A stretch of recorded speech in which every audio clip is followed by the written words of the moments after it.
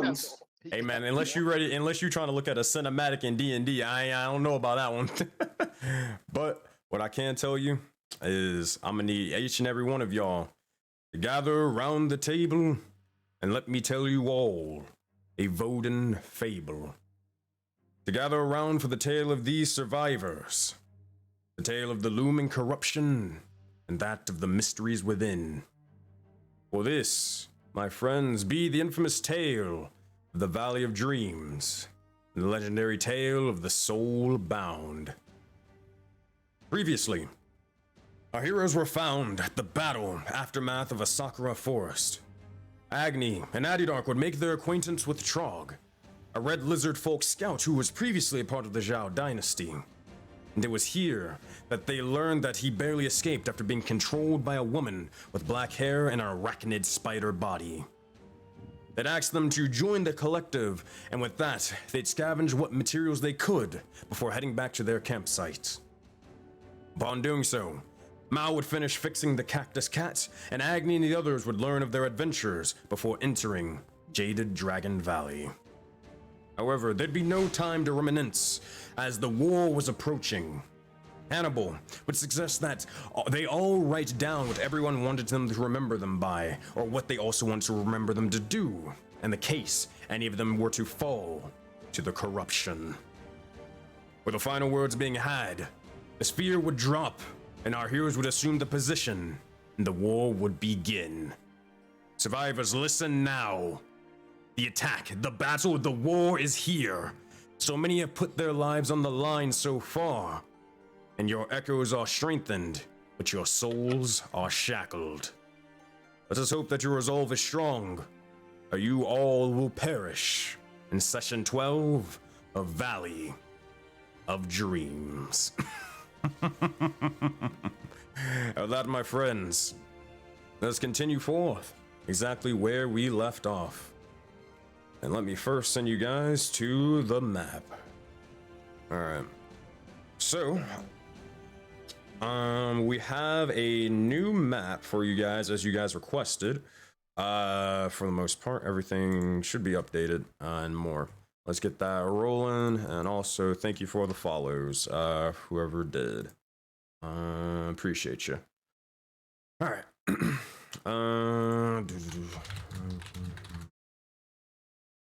Quick question about what time is it right now? It is still nighttime outside. Okay. Things go bumping at night. All right. I'll just have it like that for a moment. And that being said, all right. Here we go. If this is the final case and scenario, let's do this. Also, can we ask how exactly does Mao and these turrets are going to work?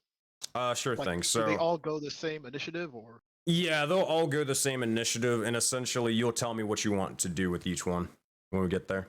So like, it'll be the ballista will go, and then after you tell me who you want it to shoot. Then the guardian turret will go. You tell them. Well, it just will do it because it's just AOE heal. Yeah, the guardian one just pulses the 10 HP, right? And 10 foot.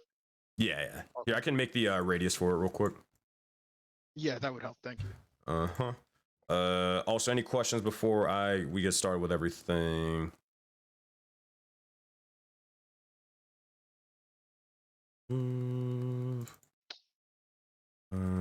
Make sure that's correct. I had one question. I wanted to lay out spike growth right before they came to this area.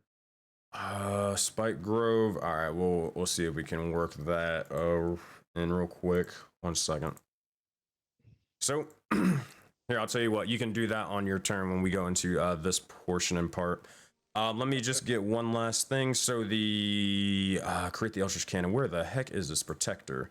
And it is a 10-foot radius. Let me see.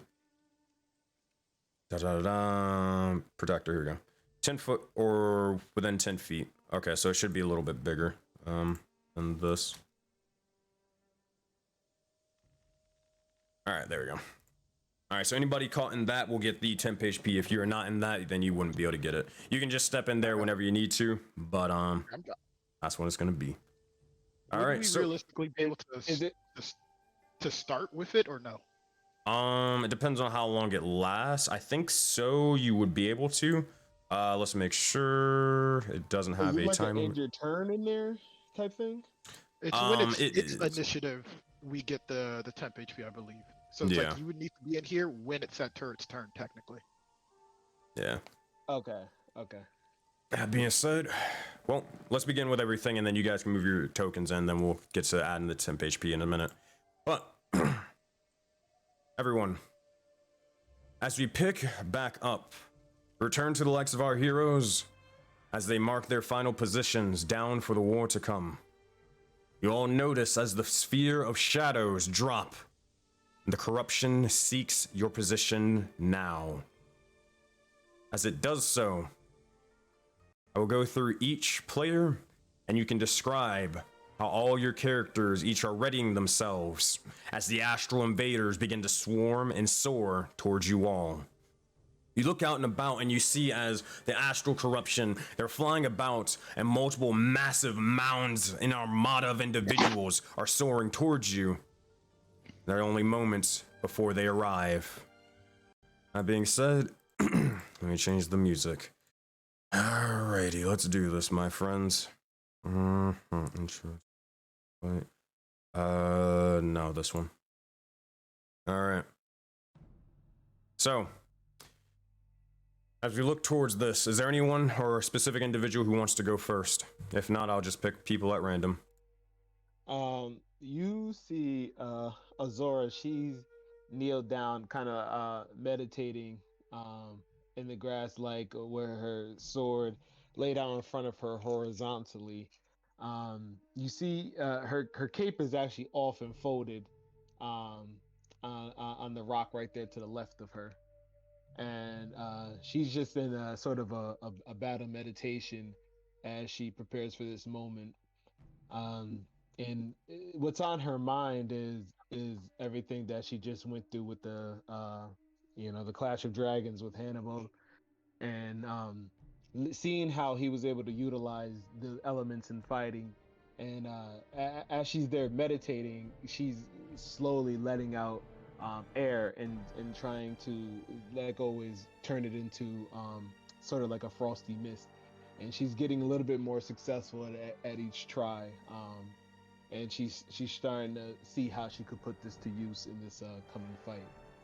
And she's currently just thinking about everything that her and the team has gone through up until now, and remembering the voice in the sky saying that they'll be challenged on this day.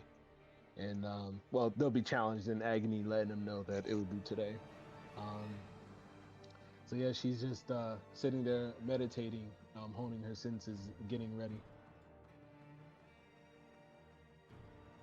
Being said, as this occurs, before we go to the next individual, Agni, you receive a D10 inspiration from the likes of Zale, and Gore, you receive a D4 inspiration from the Cowabunga executive themselves, Lika. CEO. The CEO. CEO. Bless, appreciate it. Knows how to crush. Lika know how to crush.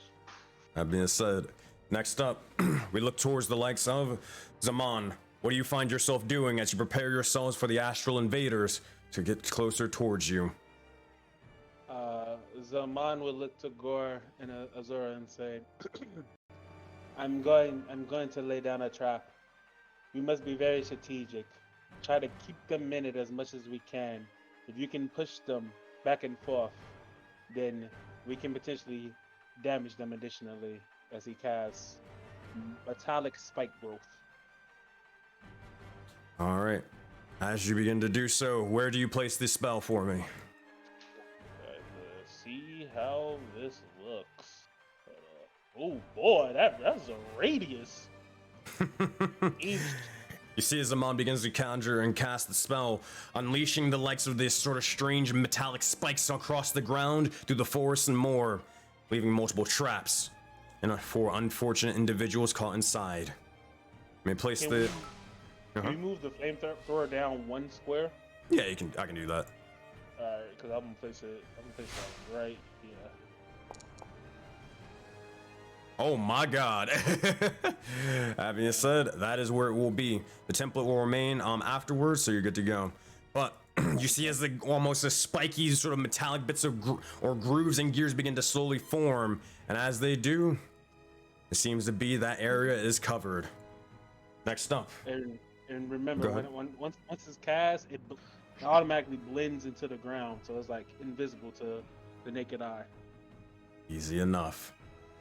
That being said, while that's happening, Cora, what do you find yourself doing as you prepare yourself for battle? Cora is she's shedding her armor and like making sure it's clean, and her weapon, and then she's gonna like talk to her god Iroas and basically ask for protection, strength, wisdom, and help her guide her through this war, and her teammates. As you begin to do so, you conjure and commune to the likes of your god, Iroas, the god of victory, valor, and bravery. In this moment in time, you see as their blessing begins to wash over you, Cora, as you begin to shine the divine light. And you hear as they begin to say the words of, oh boy, let me get them or this out. You will go, and you will destroy all that come across you in your path. You and your allies will be victorious as you lead them into battle.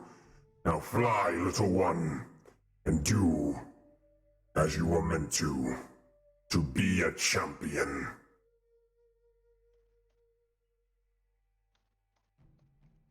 Right now she's got a little rocky in her now. Well, she's definitely feeling herself now. One moment. There we go. Voicemail was trying to freeze up on me. Couldn't change voices. Got a DM as Iroas all day. Good God. But that being said, Cora, as you feel a little bit more invigorated, you ready yourself? Grabbing the legs of the Kabubu and ready yourself for war. As this happens, you look towards the next Addy Dark, but beforehand, you look towards some of the NPCs. We look towards Philo as Philo begins to look towards all the sort of mushrooms sort of coursing amongst him, and you see as some of them begin to fall off and more before he looks down towards them as they drop down to the legs of the ground and begin to bloom further and further, surrounding the legs of this tower, trying to prevent anybody and everyone from entering except their allies. They hold their staff and look out towards the sky, readying themselves. Towards Mao, we look and see as he begins to place the likes of the helmet on, and you see as all the turrets around this entire base begin to activate and shine with this red glowing light, waiting for danger to strike. As this happens, you see as Trog begins to holster the likes of his dagger, and immediately begin to look and make sure all his arrows are sharpened before knocking an arrow back and aiming towards the sky, ready to fire. Before this happens, we look towards Addy Dark and then Gore. But first, Addy, what do you do and how you find yourself preparing for the war? Addy Dark, that's the weekend. Hold on a second. You can still caught up to me there. I say he's readying himself. My lord, my voices. Is this how it's gonna be all night long? Shit. Oh. You're acting like Gore right now after you've been screaming, but you're all good, buddy. Those meadow parties sure know how to rage. Those meadow parties. Addy Dark begins to melt himself into the forest, becoming one with it, as always. Always trying to find that last moment of calm before he goes into fight. He'd almost be vanishing, disappeared to the untrained eye. I'd assume, someone like the war chief probably could still see him, but perhaps, other folks who aren't not ready for this could not. And then he kind of just has one, like a small flame in his left hand. He's just kind of focusing on that as we prepare. In the truth, you know what I'm saying? That being said, you holding with one hand amongst the tree, having your weapon sort of holstered with a flaming fist in the other. That being said, Addy Dark, you ready yourself? But we look towards the likes of Gore, and then Hannibal, and finally Agni. But Gore, how do you find yourself ready for the war to come? Gore, being the soldier that he once was, is is sitting there, and he kind of knows it's time to get down with the get down. And every once in a while, Gore look a little bit more serious than Gore usually does, and Gore mumbles to himself, "This will all get me closer to killing the god I need to. Phoenix, you have funny ways too, but Gore can do this." And Gore starts to cut his, instead of cutting his hand like usual, he goes straight across his chest and like does a deep cut to sort of like get the right going. Just off break, because it is what he would do. And he looks out and he says, "Little ones, we will crush them all. Phoenix has blessed me. We won't die tonight." And Gore is just looking to the sky, a ret to go. That being said, Gore, as you ready yourself, you look towards the likes of Hannibal, and then finishing up with Agni. Hannibal, you see as he begins, or almost in a similar way, you see as he has the sword sheathed and out in front of him as he lays there. You see, however, beside the sword, there are several vials, mutagens, for his choosing. He looked towards each one before picking on a familiar one, that Azora that you saw before. And as he begins to drink and consume it, you see as he looks up towards the sky, and it courses with an astral light even further. He knows what must be done. After that, you see his eyes begin to almost go this almost bloodshot red for a brief moment in time before they're consumed with this black darkness. They begin to bleed for a moment before he wipes them away, draws his blade, and readies himself as you see the ground below him cracks for a moment in time. You see as he begins to almost unable to control it and control the fury, gets ready to unleash a war cry of his Leonin might, but stands tall, keeps his calm, and tries to channel it on the battle ahead. He gathers his position, looks towards the individuals he must protect, and protect he intends to do. Agni, as this happens, what do you do for the final preparations before the war approaches? So while everyone is doing this, Agni is probably gone to each person. Most people here are very warrior-esque, so a simple nod in each of them, as on their faces everyone knows what they must do. But for someone like Mao, a little bit of sentiment reassuring him that he will see who he needs to when we're done here. He informs Trog he's welcome to use the sky shot as he sees fit, and he places his quiver and his tools next to the cat on the top up there. And as he makes his way down, he kind of passes by the fire from our campfire, and he starts using a little bit of controlled flames on it, sort of putting some of the markings that are actually on his shell sort of in front of him. As he does that, he kind of looks at his hand with the mark on it and tries to summon some of the fire that he once did before. In his eyes, he's a little bit nervous, mostly because of the memories that he just saw. It was a lot for what's about to happen. He heard names of people he was unfamiliar with, even heard himself called a different name, but he shakes it off and he puts the scythe that he currently wields in both hands and draws like a line in the ground, stating that this is now his home and he is going to protect it. And he gives everyone else one final look, kind of just shakes his head, and just prepares to look out to attack the first thing that's going to come to their camp. That being said, as the likes of Valley of Dreams begin to ready themselves for the battle to come, you're all handling your own separate things. But now, the time for preparation is over, and the time for battle is now. I will change the maps for each and every single one of you. Let's hope this works. Alright. As you guys see this slowly forming as the astral creatures begin to approach and swarm about you. Oh boy. Let's hope this works. There we go. All right. That music was epic. That being said, that's Ghost of Tsushima for you. All right. If that is the case, let's get into this. All right. Actually, nope, not this one. Where is it? Here we go. So, are we able to move? No. Okay. As this begins to happen, you all look out in almost unison, and you watch as a green, blue, and purple colored mist begins to form all around you, ever changing and all consuming even. As it begins to happen, you see as it takes over the likes of the trees, the ground, and the wildlife if there was any, and more.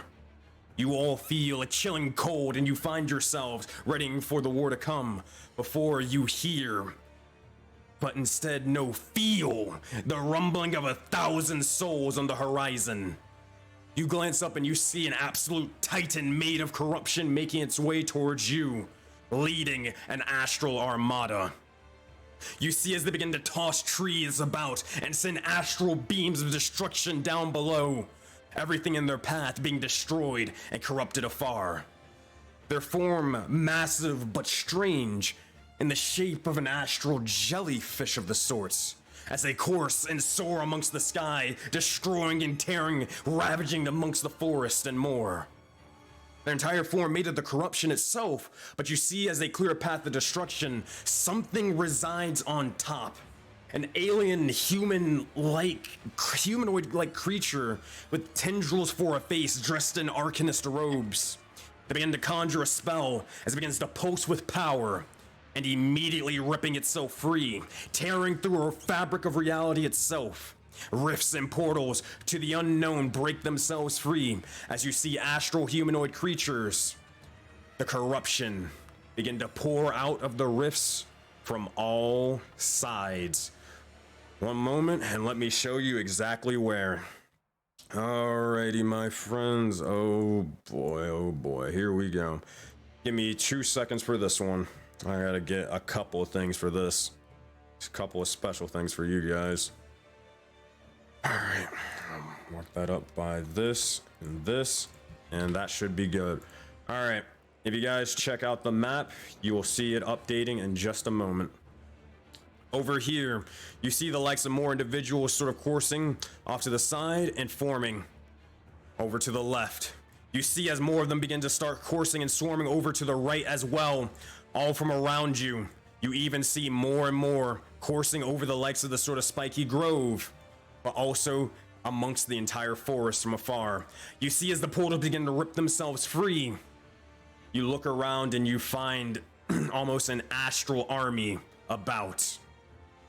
That being said, oh goodness, we're gonna change to this map to make my life even easier. We're gonna do this, and I'll just move the turret for you.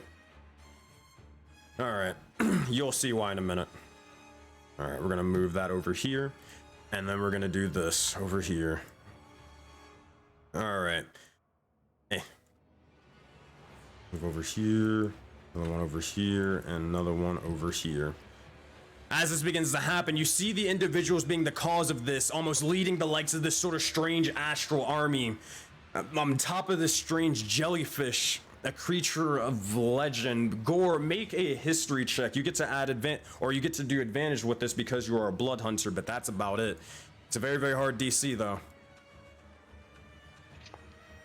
14, 18.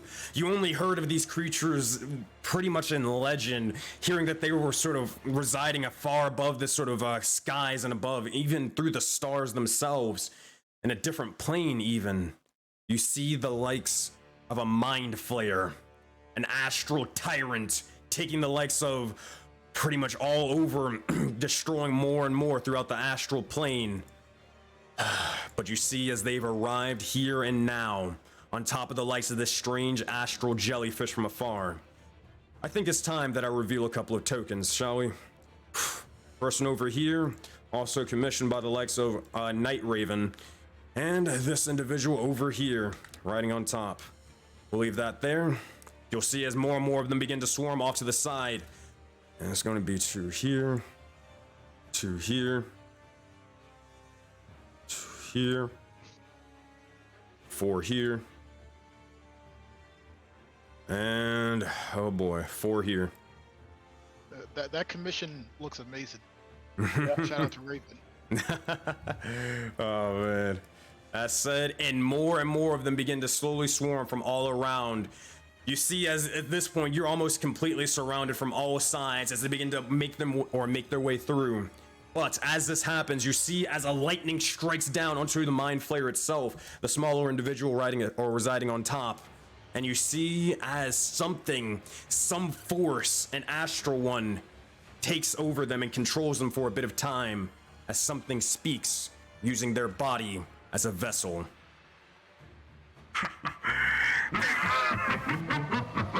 Well, hello again, flesh sacks. As I mentioned to the others before, your time to awaken had came, and your time to be forgotten has arrived. But if you get acquainted with one another, form bonds, let them grow stronger, let you build and even survive. Let you grow strong, but now it's time for you to be tested and to show me that strength you think that will allow you to live. As your souls are shackled, and the first battle begins now. And with that, my friends, the voice signs off, but the war begins. I need each and every single one of you for Valley of Dreams to roll for initiative. Alrighty, my friends, active encounter starts. You guys should be able to pick or select your characters and roll. Oh boy, let's hope for the best for you guys. Initiative's never a strong suit. And so it begins. Bro, are you able to copy my template over, or should I recast? Yeah, I can copy it over. I'm about to. Copy. Or you can recast, and I'll just update the spell slot. Yeah, it'll probably be easier because you can do it while I'm doing this. All right.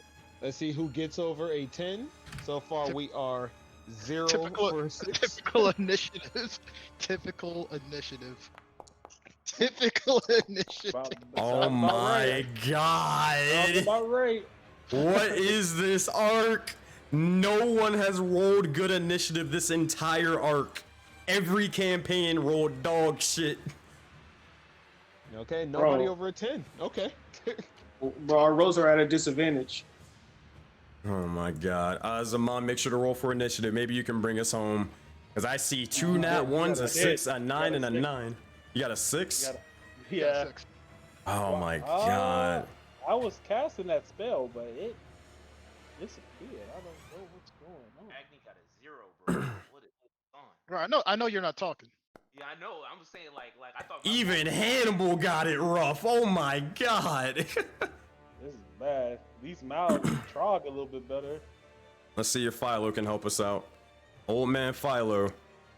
The highest is a 12. We gonna see Trog really prove himself today, man. All right.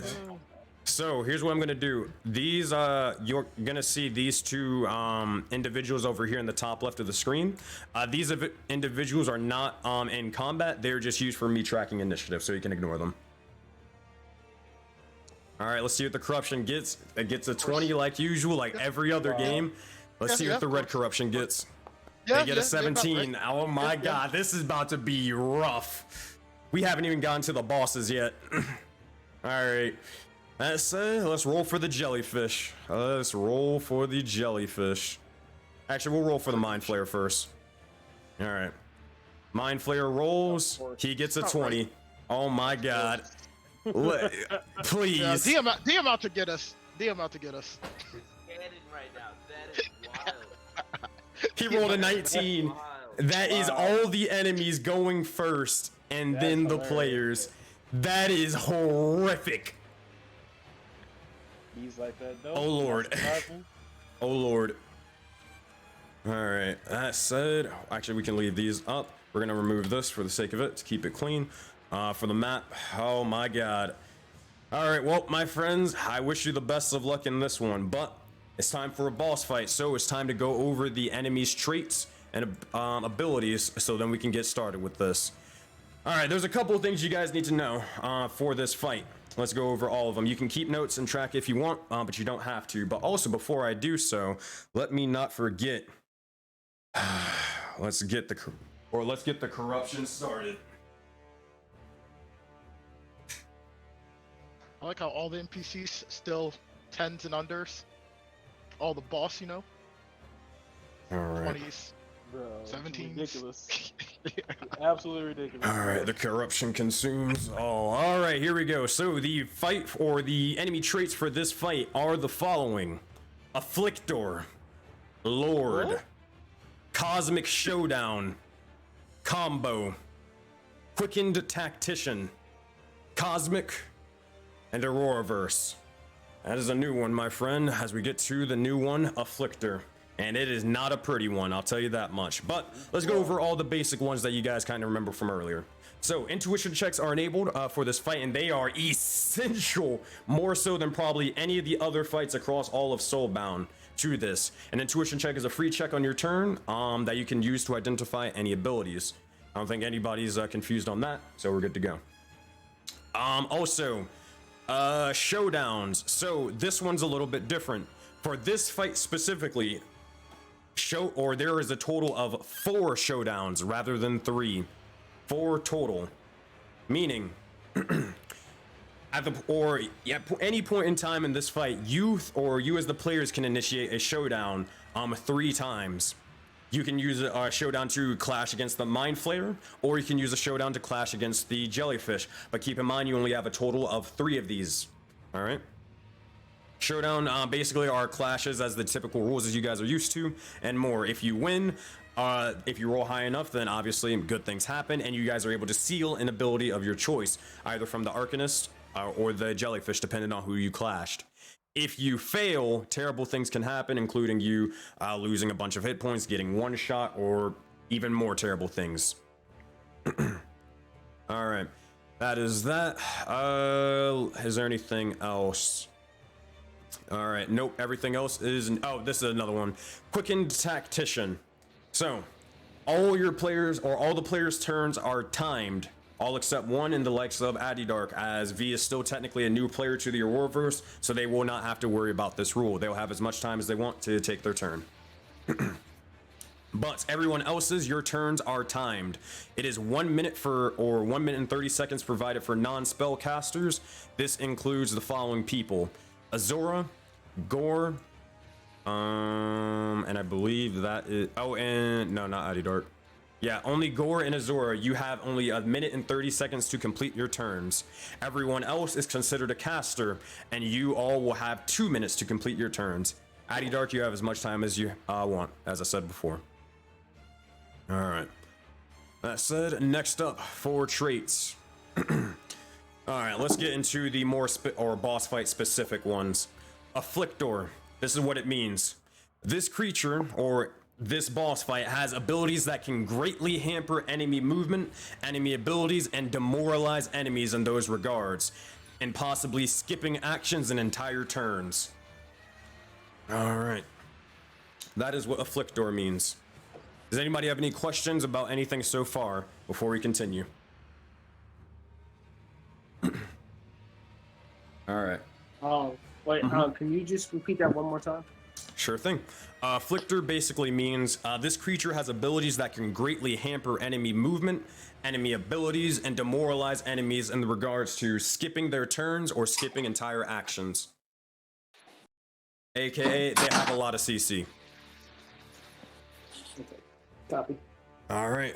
Next thing is this one. Combo. This enemy has abilities that inherently synergize and can trigger each other, meaning if you seal one of them, often you can actually accidentally seal 2 of them at the same time, as one of them becomes useless. That is what combo means. All right. Cosmic Showdown. Well, it means this. The final showdown of these fights is an optional cosmic clash. It is only done, or this is the 4th clash of this fight.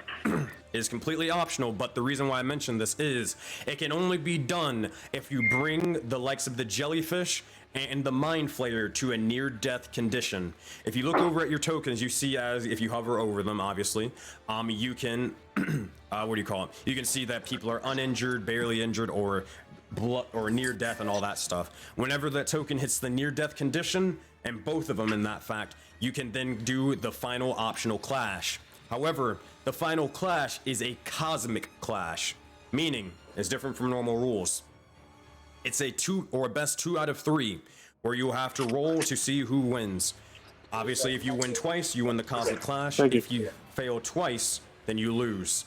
And if you lose, you suffer cosmic death, meaning all your characters you've ever played in the Auroraverse are dead and erased from existence, and no one will remember them.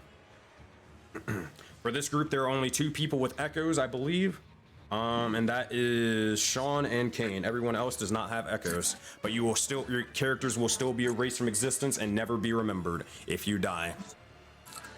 Quick question. Yes. So when we hold on real quick. Zaman, you got a lot of feedback coming from your mic.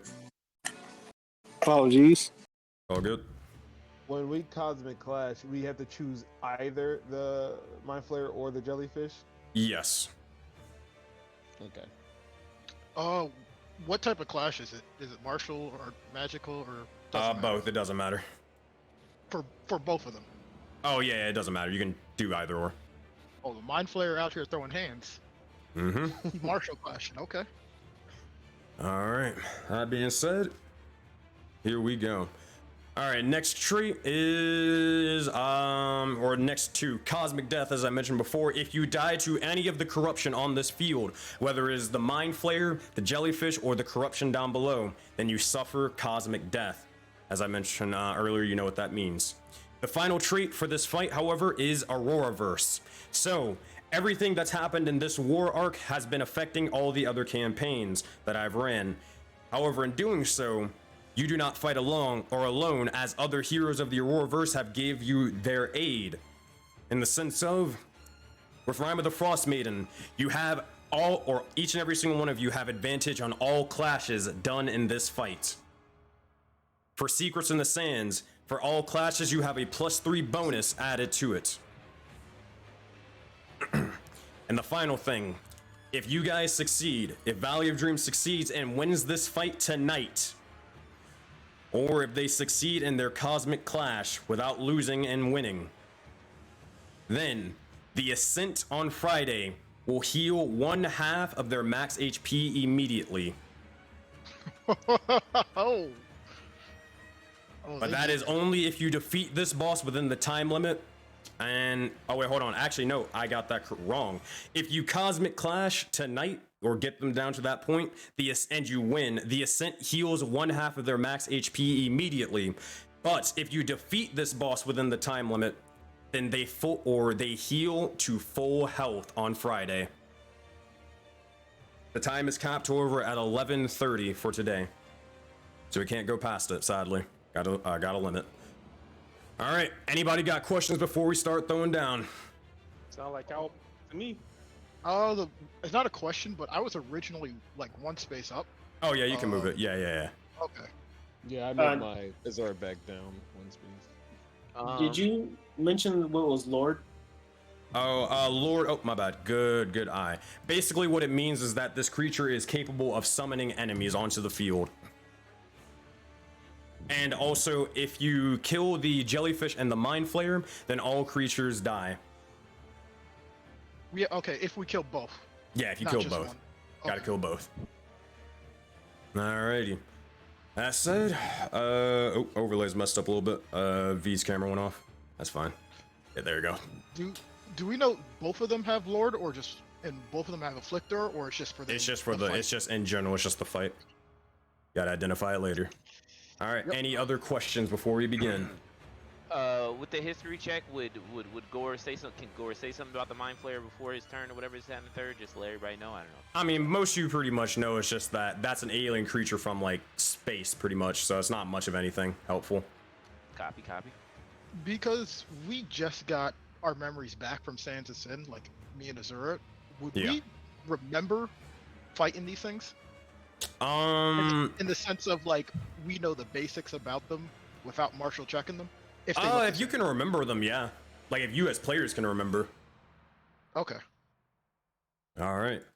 That being said, let's get or any other questions. Let's get ready to rumble. All right, my friends. Let's do this. Let's freaking do this. This is gonna be. I hate that all the NPCs freaking go beforehand. I really freaking do. But oh man, this is gonna be annoying. It's crazy how bad that is. I'm gonna It's make just like, I'm gonna make a freaking mechanic or whatever for combat where it spaces out the NPCs between players. Cause I don't like that. Cause you guys just have to sit here and watch me just fucking roll dice and do nothing for an hour. The Divinity way was really cool. How they did initiative, Yeah. where you're kind of going against your party, but just an idea. Yeah, we'll look into it probably on stream. But regardless, let's begin with combat right now. Okay, top of the round, we got the Blue Corruption. Here we go. Okay, Blue Corruption's turn. Here's what they're going to do. Also, can I drag some macros? Here, I'm gonna delete the Oni's macros from way back when. And let's Sensei, is the music playing? yeah, I can replay it for you. You might have disconnected. Yeah, I don't hear nothing. All right, I got you, buddy. I got you. Let's do. Let's do this one.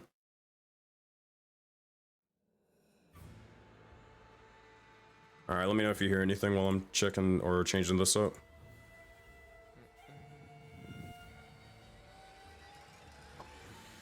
Nothing. Nothing here.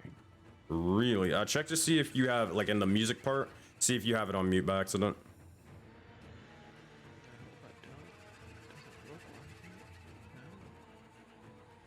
I'll be alright.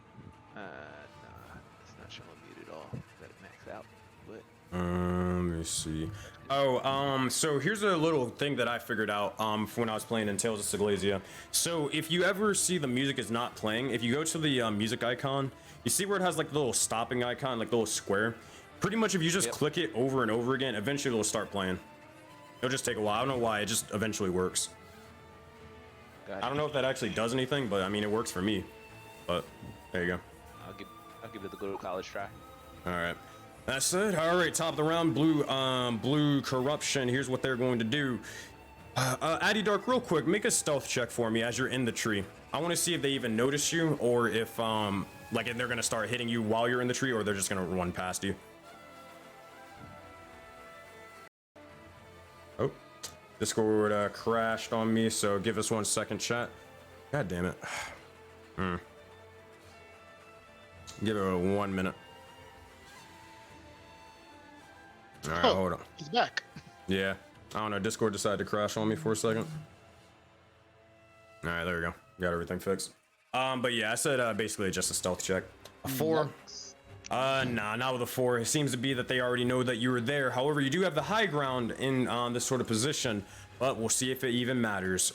All right, this is going to be as they're rushing over to the side. These individuals are going to make 2 attack rolls towards you, but they will have to be hampered by the little bits of the walls, so they'll have half their speed. 5, 10, 15, and that's it. And it's going to be 2 attack rolls going towards you, Addy Dark, as they begin to look over and conjure the bits of a bluish purple arcane bolt and throw it towards you. And while you're in the tree, it's gonna be Chill Touch. Oof, 22 to hit and 8 points of necrotic damage as you see as it strikes you. Bits of your form begins to slowly freeze over as you almost have to grit or take the pain and grit and bear it. That said, second attack going towards you. That's a 24 to hit and 11 points of necrotic damage from the second one. As it strikes forth, you take a total of 20 points of damage and you're almost, almost surprised and shocked by the sheer amount of damage they're able to output from just them. That said, that is their turn. This individual over here is going to start rushing over and he is going to start destroying the walls. He's going to roll a bit of damage. He's going to use this ability you haven't identified and rolling damage. It's going to be 12 to this wall over here. All right. That said, that is their go. Meanwhile, over here, Zaman, tell me what happens when they are caught in the spike grove. Can you hear me? Yep. So it's difficult terrain, and as they walk through it, they take 2d4 damage for every 5 feet they walk. Oh, this is gonna be bad. Is that damage that they can save upon? No. All right, well, Zaman, I have good news, my friend. You see, as they begin to walk through the likes of this area, you see as the bits of spikes and metal begins to almost pierce through their foot, pierce through their chest, and through their heads. They immediately fall. They are dead. Not able to move. All right, that said, that is their turn. Over here, we're gonna look over off to the side, and we're going to do this. We're gonna move this over here. Oh, why the fuck are you here? What the hell? Yeah, we was wondering why Jade was on. Yeah, what the fuck? Jade comes in to save the day. Shit, you wish. Wasn't gonna. I was gonna say, hey. I was like, what the fuck? Hey, yo, Jade, hey, yo, Jay's looking in the bushes, bro. Oh, man. Campaign's over. We found him. Yeah, you got him. That being said, you will see as this individual is going to start dashing over to the side, they'll fall into the likes of the trenches, and that is it. This individual, no, that's his turn. I'm gonna move this portal for the sake of being able to move tokens. These individuals are going to start dashing forth, and they are going to start striking at a couple individuals. Mao is unable to be seen. Trog will be seen. However, he will make a attack roll towards him with disadvantage as he is at an elevated position and behind tons and tons of cover. All right, there's gonna be control. That's gonna be a 9. You see as it fires off the arcane bolt, it strikes into the tower. Not effective. All right, that is their turn, and last two over here, they're going to hit the wall instead. There's gonna be 2d10 plus 10. 21 points of damage to the wall over here. You see as they begin to swipe and strike towards the wall, trying to break and tear it open. You see, and also see as they're freezing it, trying to shatter it forth. But that is all of the blue corruption's turn. Afterwards is the Mind Flayer, then the Astral Jellyfish. Oh my god, so many fucking people before you guys. Good lord. All right. Mind Flayer's turn is going to use an ability that you haven't identified, and it's not going to be a good one.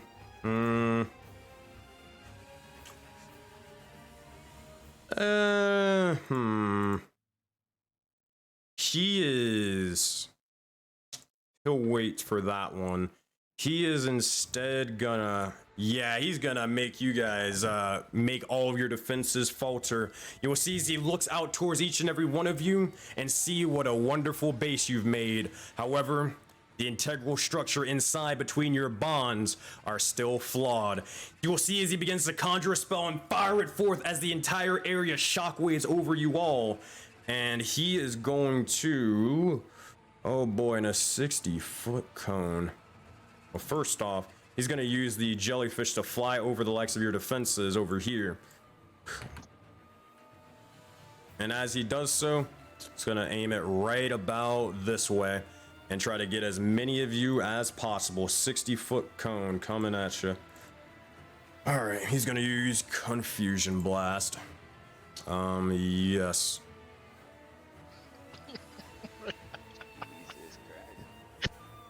It is charged. There we go. Try that again. Well, It's about everybody. that's a quick CPK. Oh, did it fucking... It did it the wrong way. Hold on. I'm gonna try that again. There we go.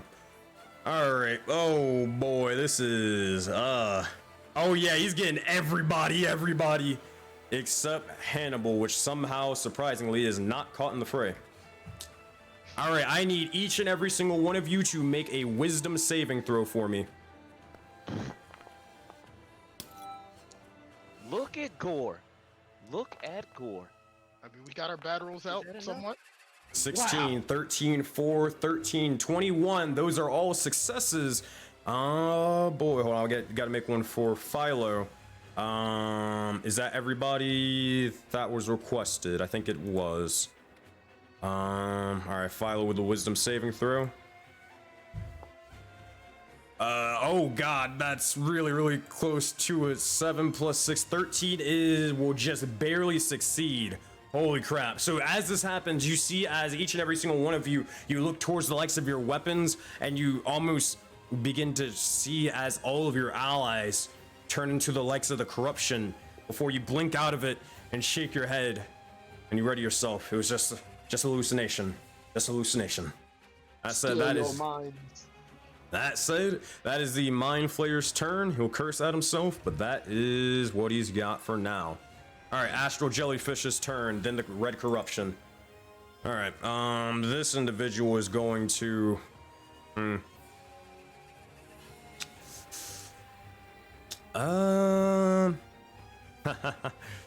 yeah, it's gonna do this.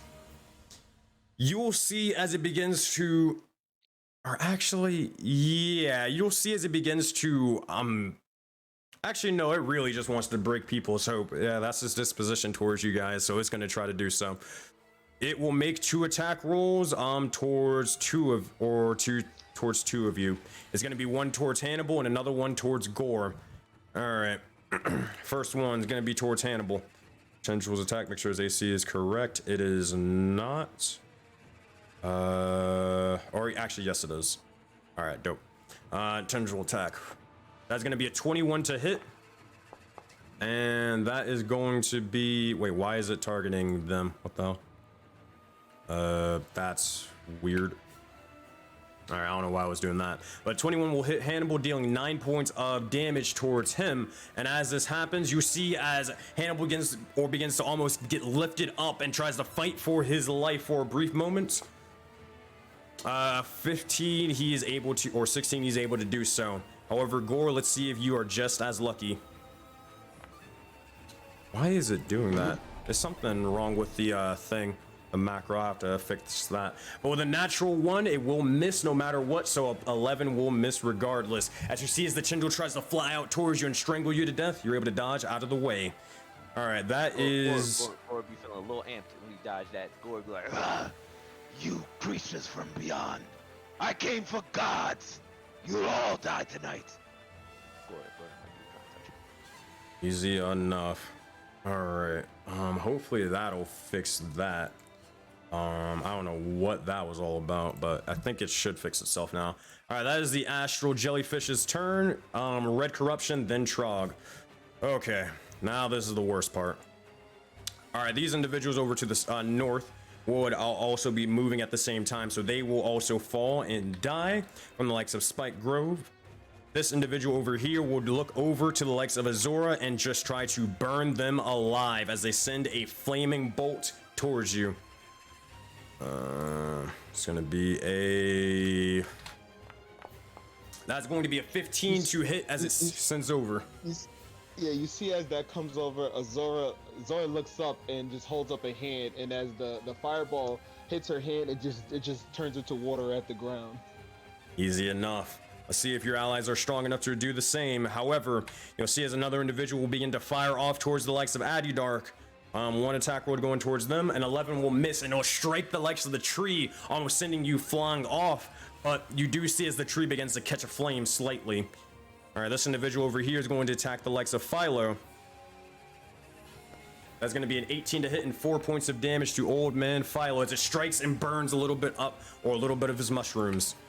All right, next up in initiative over here, this individual is going to look over. Oh, had Philo highlighted. All right, this individual is going to move over here. They are going to, right before the likes of this, they are going to probably just strike out at Trog once more. They'll have disadvantage, but let's see.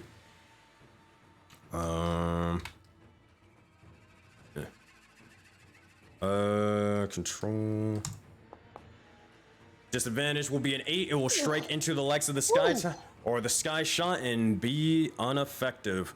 All right, that said, that is that. Meanwhile, over here, this individual is going to look over and he is going to strike towards Hannibal as they're the closest individual. All right, it's going to be a fire bolt as well.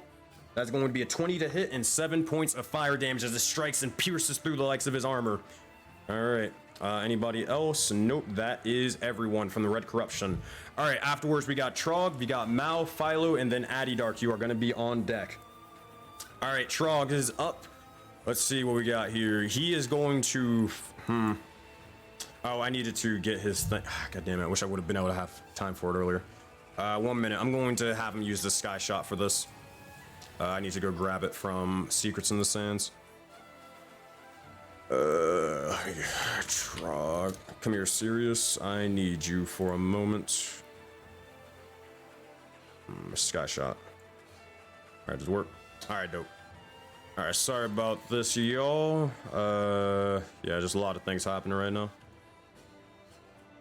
Alright, Sky Shot coming from Trog. You will see as he begins to hop onto the legs of this ballista turret, and he looks and aims towards the legs of the jellyfish and fires off with everything he can. Sky Shot, here we go. 10 will miss. He's not used to sort of firing the legs of a ballista, he's used to firing a bow. You see as it courses across the sky and embeds itself into a tree, unable to hit. Alright, that is Trog's turn. He'll use his bonus action to reload it, and that's what he's got. Mao is going to, or have initiative. What would you like Mao's turrets to do, everybody? Can the flamethrower one be rotated at all or no? Yes it can. Oh, I here, I guess I should probably, I don't probably tell you how. Flamethrower though, right? You should be able to. Keep in mind, they are at 60 feet up in the air right now. Yeah, they're in the air. Copy. Yeah. Good to know. I think we skip on the flamethrower, right, everyone? Yeah, skip the flamethrower. The protector one will obviously pulse. All right, everybody in that radius. Let me remake it again. There's a 10-foot. All right, everybody in that 10-foot radius will get temp HP. 1d8 plus 3 from Mao. All right, let's see. That's 5. Everybody gets 5 temp HP, but hey, it all adds up. So that is to Agni, that is to Zaman, and Azora. Alright. Alright, what is the ballista doing off to the side over here? Can it see any of the ones on the south, or no? The ones on the south, yes it can. It can just turn around if it wanted to. I guess start focusing on one on the south, and if someone else has another plan they want to use, just go with that. I think that makes sense. Yeah, I'll start from the left and go for the leftmost blue corruption. Alright, if that's the case, leftmost blue corruption over here, you'll see as the ballista begins to slowly turn over and then fires off towards this guy. Alright, let's see. Oh. I need to control Mal. Consume resource, no. 13 will hit, dealing 7 points of damage as it strikes into the blue individual. You'll see as they begin to get pierced amongst the spikes and they fall dead.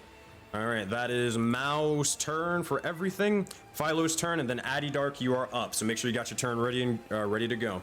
Philo's going to look over towards the likes of Addy Dark, who is well injured, and he will just say, there is no time for that. Stand strong, young warrior. And he's going to cast Healing Word at you to heal you for a little bit. He's going to cast that at 2nd level because you look a little roughed up right now, buddy. Healing Word. 2nd level. Boom, consume spell slot. Alright, you gain 10 HP, Addy Dark. As this happens, you feel your wounds slowly begin to close up, and you do see a little bit of a mushroom form amongst your shoulder. But that is your, that is what you get. Also, hey, everybody listen up. So it's doing the glitch where it, basically your tokens, it'll lag and basically like either damage you like right after like 10 minutes or 20 minutes in the future, or it'll heal you like 10 or 20 minutes in the future. So keep an eye on your tokens and make sure it's always updated and correct, because it didn't update automatically for Addy over there. All right, that said, he doesn't have much he can do for an action. Oh, he can do this. He's gonna cast Poison Spray on this individual. Or actually, yeah, he's gonna cast Poison Spray on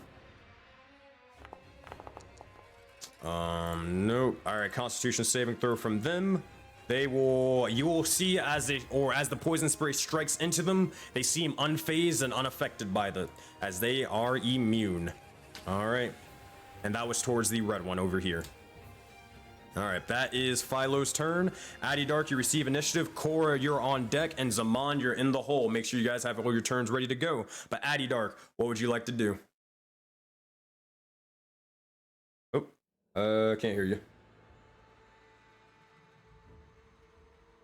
You're not muted on Discord, but I think your mic is muted. Also, Addy Dark, you got a D8 from chat, a D10 from chat to Azora from Sirius. Y'all have to make sure to keep track of all the inspirations, guys, because I can't even look at the Streamlabs thingy. Yep. Yeah, Appreciate you. Yeah, we can't hear you, Addy. Well, I'm disconnecting and rejoin.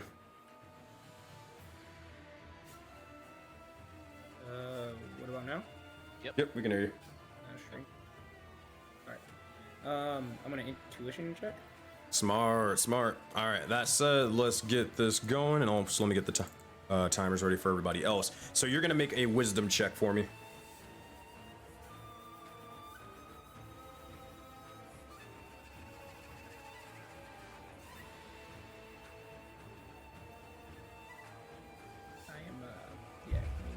Second. All good. This is just like an ability check. Yeah, just a ability check. All right, so that is a 14, and plus your proficiency bonus because you are a barbarian, you get a total of 16, which will beat the DC. So everybody, listen up. As Addy Dark has made a successful intuition check, now I get to list off some abilities. But Addy Dark, there are multiple individuals that you can identify on the field. Do you want to identify the blue corruption, the red corruption, the giant Mind Flayer, or the Mind Flayer, which is the person riding on top, or the giant jellyfish? Which of those four? I guess the Mind Flayer that looks kind of like Davy Jones. All right, so a Mind Flayer. Let's see what he's got for abilities. I'm gonna make the jellyfish disappear for the sake of me being able to click him. Oh, that didn't work anyway, so whatever. I'm just gonna move him for 2 seconds. All right, the Mind Flayer has the following abilities that you can choose to identify. Tentacles, Confusion Blast, Mind Blast, Extract Brain. Pretty straightforward with that one. Starry Shielding, Astral Rush, Empower Portal, and the last one, the Devouring. Which one would you like to identify? Let's go with the Devouring. All right, the Devouring is the following. So, if this Mind Flayer, as an action, if the Mind Flayer is within 5 feet of a minion, then he can pick them up and consume their brains for 5d4 plus 5 healing. Basically, he can use them as cannon fodder and heal off of them by consuming them. How much was it, the amount? 5d4 plus 5 healing. Okay. That is what the Devouring does. Alright, that is the ability you've identified. Addy Dark, what would you like to do as your turn? You have your action, bonus action, and movement. I'm going to rage because I'm very angry. And then I will do a nice little somersault off this tree and land right next to this guy. And I'm you're only landing there, yeah, you're fine. You don't need to roll or anything. You jump off the legs as you begin to enter a ferocious rage, and as you do so, you stand face first with the legs of the corruption. What you got for us? And then I'm just going to swing at him with my baseball-shaped club. Alrighty. And I'm gonna reckless attack this too.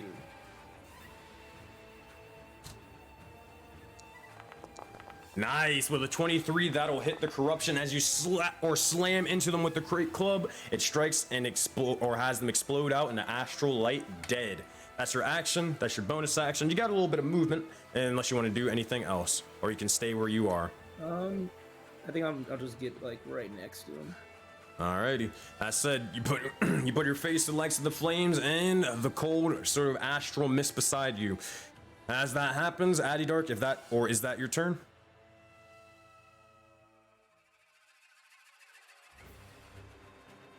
Hold on, thing is bugged out. There you go. Addy, is that your turn? Addy? Oh, okay. I could read their lips. They said yeah. All right. That said, next up in initiative is Cora. Then Zaman is on deck, and then Gore, you are in the hole. But Cora, what would you like to do as you see Addy Dark being swarmed by the likes of those foes from afar, and the Astral Jellyfish making their way towards you all? Intuition check. Smart. All right, make a wisdom check for me. 9 plus, what are you, cleric? Let's see what you got here. 9 plus 12 total, and then also plus 2 plus proficiency. Sadly, that would not be enough, Cora. Not 14. Anything else you would like to do for your turn, though? I'm gonna do bless on 5, 10, 15, 20, 25 on Addy and Agni. All right, pick one more person, or are you picking yourself as the third Oh, one? myself. Yeah, Gotcha, myself. gotcha. All right, as this happens, pause on timer. You see as each of these individuals begin to almost watch or have this sort of divine golden holy light wash over them for a moment and begin to empower the likes of their weapons and also their reflexes. You look towards Cora and seems to be the cause of it, and you ready yourself for what's next. That is your action, Cora. You got anything else?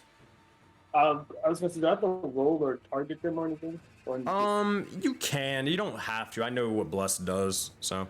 Okay, cool. Nah, I mean, if I don't have to, then I won't. Yeah, just then as my bonus. I think you gotta do. Well, I can just mark it down. You're good.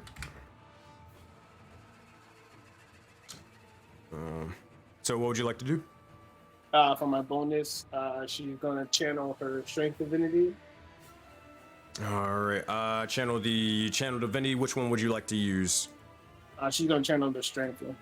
All right. So, beacon of strength. Beacon of strength. Heck yeah, as you begin to do so, you grab the likes of your weapon as it begins to glow even further with a holy righteous light, and you see as you become a beacon of strength with Iroas guiding you for a brief moment in time. That said, that is your bonus action. You can move wherever you wish. I'm going to actually I'm gonna move right here. Nice. Keep in mind, these towers over here, they're just represented by mouse turrets. Get that little temp HP, and I'm good. All right. Keep in mind, you don't get the temp HP now. It's only when it's on mouse turn, when it goes through. Oh, so anybody caught in it will get the temp HP, but yeah. All right, so that's it. All right, Cora, that is your turn. Zaman, your turn starts now, but Gore, you're on deck, and Azora, you are in the hole. Zaman, what would you like to do? Intuition check. Smart. Wisdom check. 8. Nah, it's not gonna cut it. Anything else? Question. The jellyfish. How far is the tentacles from the ground? Technically, I mean, they're kind of all moving about, like upwards, downwards, left, and right. So it's not really able to tell like how close they are to the ground. I mean, it's really like still 60 feet, but maybe 50 feet, kind of. I would probably argue that they're still 60 feet up, like at the lowest, because that's the only way you could actually target them. Copy. Yikes. Well, that throws that out the water. So I am going to. He will step back here, and then he will cast warning for this one.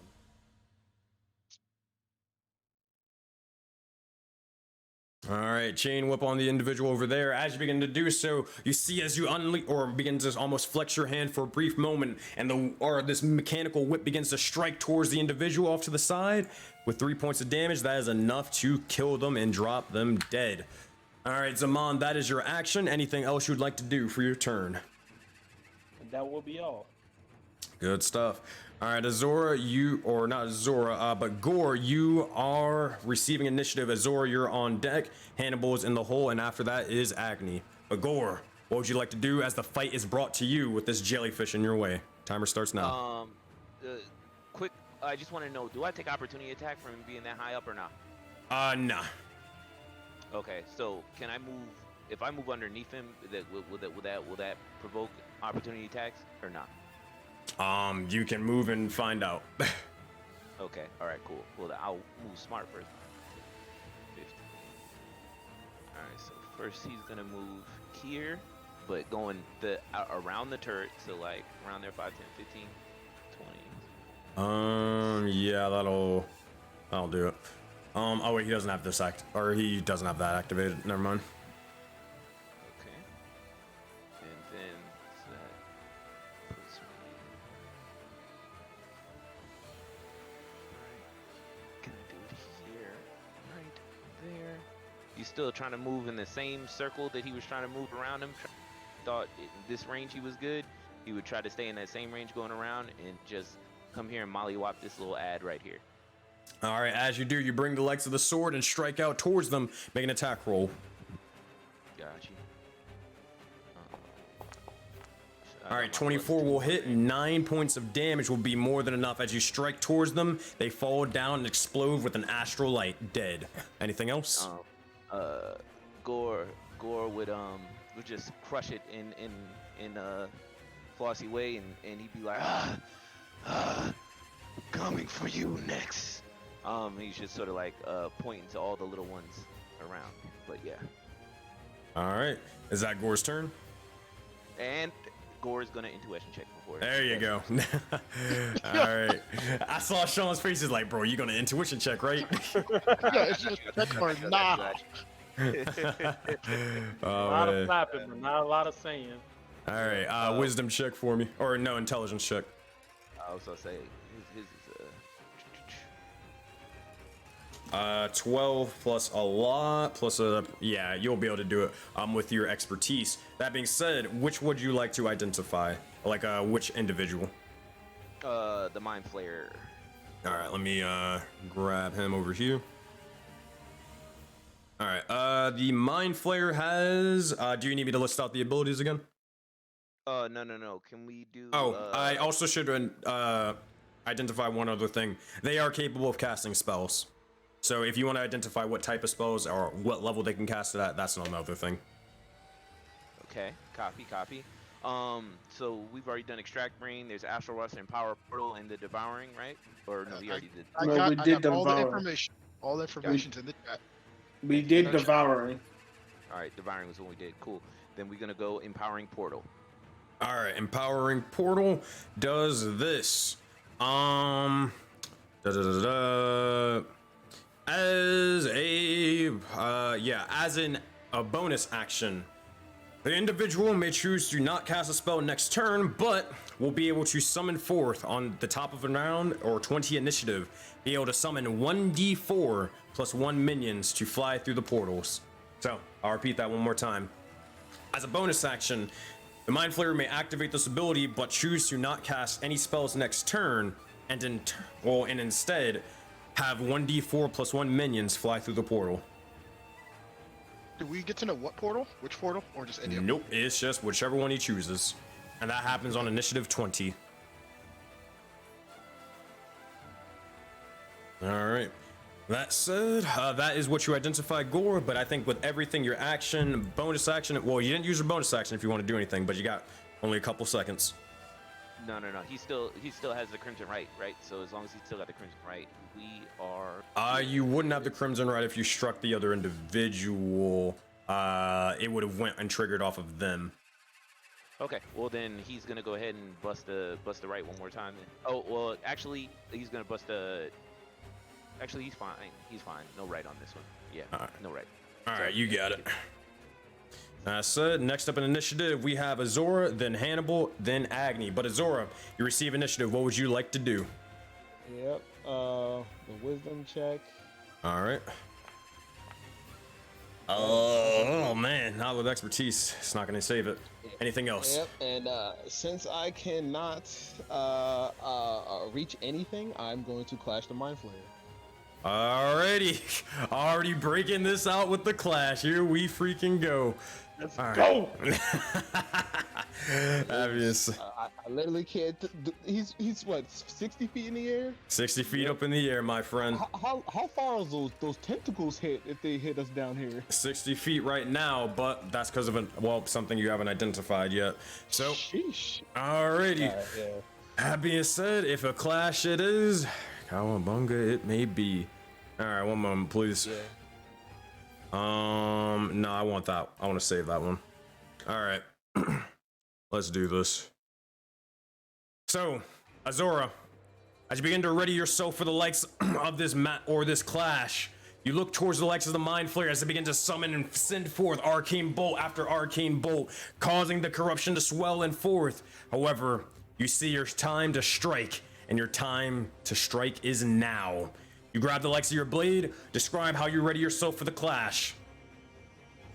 So you, as Azora had turned the flame using her ice abilities into water, she immediately gathers that water up to like turn it into ice things as she like walks on it to run towards the Mind Flayer.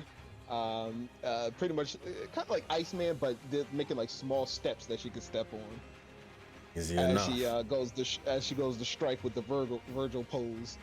That being said, as you do, begin to get ready. This judgment cut this individual into oblivion. However, they see you as you begin to pause for a brief moment, and a bit of hesitation may cost you. You see as they begin to conjure and summon forth an arcane blast towards you, and they are going to actually. I'm gonna need to move the jellyfish for 2 seconds. They are going to clash you with a spell specifically. Yeah. Hey Azora, do you have any metal on you? Let's see. Actually, yes, you got a lot of metal on you. Yeah. Yeah, they are going to use Shocking Grasp and give themselves advantage on this clash as they look out towards you and begin to rush over before it's too late and try to immediately come or conjure the bits of the sort of hand with electricity and strike forth. All right, we'll see how close they are able to do this, because it's going to be alt for advantage. That is a 23 is what you need to beat, Azora. Make an attack roll and describe how you do so. With all you've got. So like I said, I use the ice steps to as he shoots the lightning bolt at her.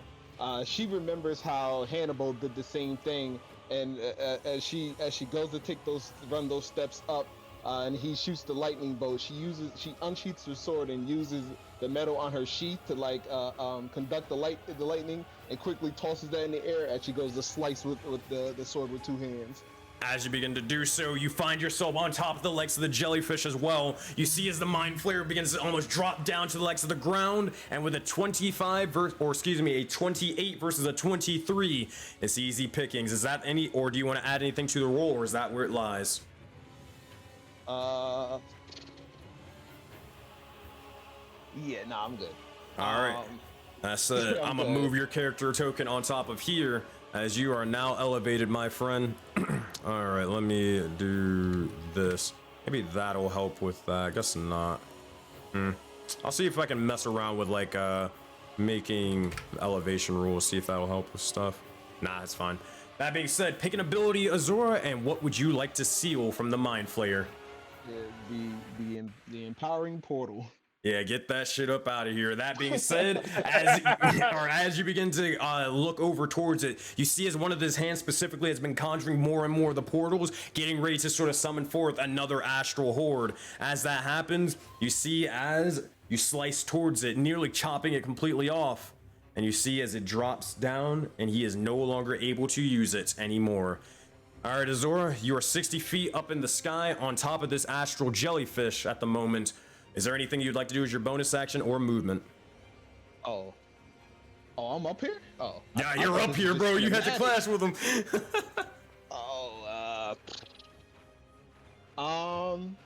She is going to,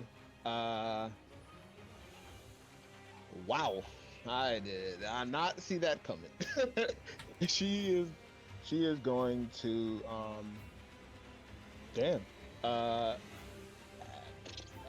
action. She's gonna action surge and go into her water stance to attack. All right. That being said, you begin to take a bit of your movement away, and as you attack once more, water stance strike. Who you hitting? The Mind Flayer or the Jellyfish? Yeah, the Mind Flayer. All right. I'll move this individual so you can target them. Yep. Even with advantage, you see at this point he's looking towards the likes of his hand, and you see as he begins to immediately almost force push you backwards. As you stumble for a little bit, it throws your blade off, and that is what. Or all you can do. I'm gonna put that D10 on that. All right, go for it. Make or roll again. 22. 22. Let's see if he has anything. Ah, boy. Not for a 22, he don't. Not for a 22, he don't. That said, as you strike forth, you see as he force pushes you back away, you immediately take the likes of your blade and thrust it directly through this sort of arcane barrier. It pierces through and stabs him directly into his chest. Roll for damage. Alright. It's probably just easy though. Oh my god. 7. It's not going to be enough. No, I'm Or trying not to roll damage. yeah, damage. Never I mind. forgot I can't do it that way. DM brain. Yeah, well, damn, I can't even see what is her damage? I can't even It's see a it. D10. D10 Okay. plus a D6. Yeah, thank you. Alright. D10 plus D6. And then that will be plus the 6 plus 2 from the water stance, so plus 8 is what? 15. 15, you got it. All right, that being said, 15 damage total. Let me give it to him. What was that? Hold on. Thanks for the raid. I appreciate you. All right, there we go. Constitution save and throw. He's not concentrating on anything, I don't think. No, he's not concentrating on anything. All right, that said, Azora, that is your turn. All right, top. I'll bring this individual back over here. And that said, that will be that. All right, let's get back to this and this. Oh my gosh, so many fucking factors in this fight. All right. Hannibal's turn as he receives initiative. God damn. That is something right now. He is very far up into the sky. He does have a crossbow, but he doesn't ever really use it.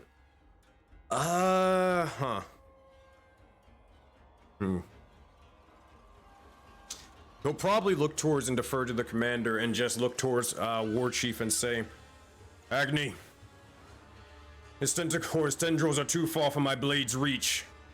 Should I stand my ground or help the others on another side? There's nothing you can do right now. Help the others on the side. We need to make sure they don't get to the tower. Which one in particular? Look around and you guys, or you can decide where Hannibal goes. I assume to the south to start making sure they don't get past the walls. All right. If he can't reach anything right now.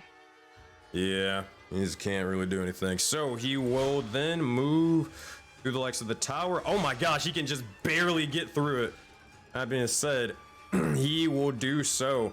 You will see as he dashes by the likes of the tower and almost having to go on or try to get down or get lower to go underneath, and immediately he comes up with an upward strike towards this individual over here. All right, he's gonna make an attack roll towards them. Longsword attack. Let's hope. 23 will be an easy hit as he slashes out towards them. One single slice, and they are decapitated and dead.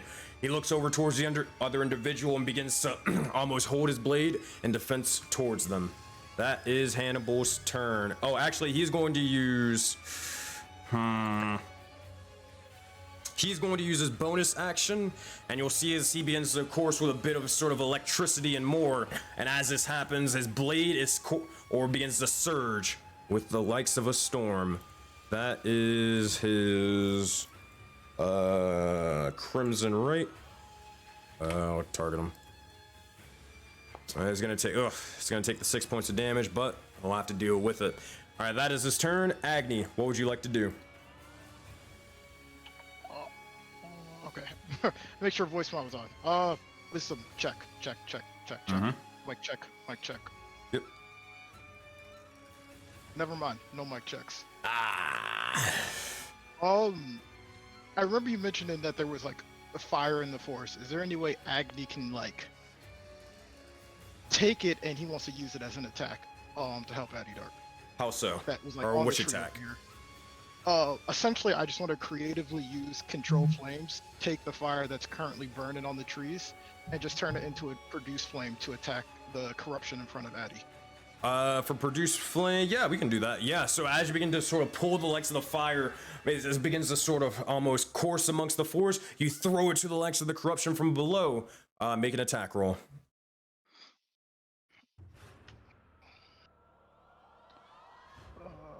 Damn, I don't have that on my bar. 19. Oh, hey, it's 1 point of damage, but it's minion rule, so that's all you need. You strike over towards the individual, and as it does, you see as they begin to course with the reddish flame, and they fall dead. All right, Agni, anything else? You see Agni kind of just take the fire from that tree, remembering what he's done in the past, bring it to his hand, and kind of launch it over right towards Addy Dark, giving him a nod, letting him know that he has his back. As his bonus action, he's going to look to Korra. Actually, I would have had 3 damage because of Korra's, but he would look to Korra and point over at the jellyfish and the Mind Flayer and say, "Looks like you have a perfect opportunity to strike. See if you can take it out for us while it's busy with Azora up there." And he's going to use his help action on Korra. Nice. As you do, that's your action, bonus action, and intuition. Anything else? He's going to move a little bit down just to, again, wants to protect the tower, but also not group up so much. All right. That is his turn. I said that is your turn. Next up in initiative is nothing. We have the top of the round. We will do this for the sakes of it. All right. Rolling a d4 plus 1, and then we will give you guys your tactics to discuss. It's only 2, so not bad. He's going to summon forth. He's just going to summon a blue one and then a red one, and that will be the final ones. And afterwards, the corruption will spawn. All right. That is 2 more approaching from here. And that is 2 more approaching from here. And then the final 2 approaching from here. They will spawn over into the likes of the Spike Grove. Spike Grove coming in clutch right over here. Having to not even worry about defenses, my man. There you go. That's how you do it. All right. That said, you guys have 2 minutes to discuss tactics. Afterwards, it'll be time for the fight. So the empowering portal, even though sealed, he can still summon those He guys. can summon regularly. He can't just double summon now, basically. Exactly. Okay. He would have summoned more with the empowering portal. Yeah, so we need to get this man down. So I say try to push him. Definitely should shove him off. Definitely shove him. If you're gonna get, I mean, you're gonna get your brain sucked. Bro, Tell you push right now, you're this getting your brain man sucked. into the spike growth, and then we jump him. Bro, just push him down here, and we'll JoJo stomp him out. Oh Exactly. God. 8 times Exactly. up on his face, and then we'll figure out, and then have Trog shoot at the jellyfish. You want the jellyfish, not the Mind Flayer? No, the Mind Flayer makes more sense. Have Trog shoot at the Mind Flayer as well. Yeah, and then leave that Mind Flayer open for some business. So we're And just then- focused on the Mind Flayer. We don't care about the jellyfish. Don't worry about the jellyfish. Focus the Mind Flayer, get it out, and then we'll worry about the jellyfish afterwards. We just got to get him down here. Yeah, because none of us is really equipped for 60 feet of fighting. Can we just attack the I jelly? mean, I mean, Gore is good for flying later, but I think just Mind Flayer needs to be the focus. I'd also say, yeah, don't try to group up when you guys already got your temp HP, Yep. or else Straight out. who knows what other AoE this guy has. I do have a question though for Key. If one is near death, can we Cosmic Showdown it even if the other one isn't? No, it has to be both. They both have to be. Okay. If one is dead, can we Cosmic Showdown another one near death? Yeah. Okay. Bro, 15 just gonna seconds throw 'em left. both. I'm just asking questions. You guys got anything else? No, good, I'm ready. we're gonna get Mind Flayer, jump him, and if his man's Jelly wants some, he did it too. He's giving out specials tonight. He's giving out Nothing but specials. L's.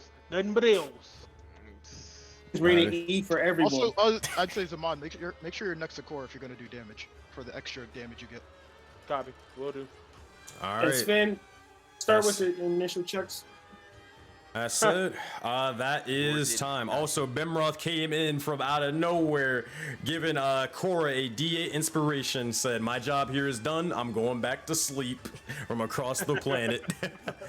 Oh, man. Literally from across Shout the out. board ways in one. Good looks, good looks. All right, there you go. That's it. Top of the round for initiative. Let's get started. We got the Blue Corruption starting us off, and then the Mind Flayer Arcanist right afterwards. All right, Blue Corruption. They are gonna start doing. Well, they would have known. Well, here, let's make an intelligence check for them.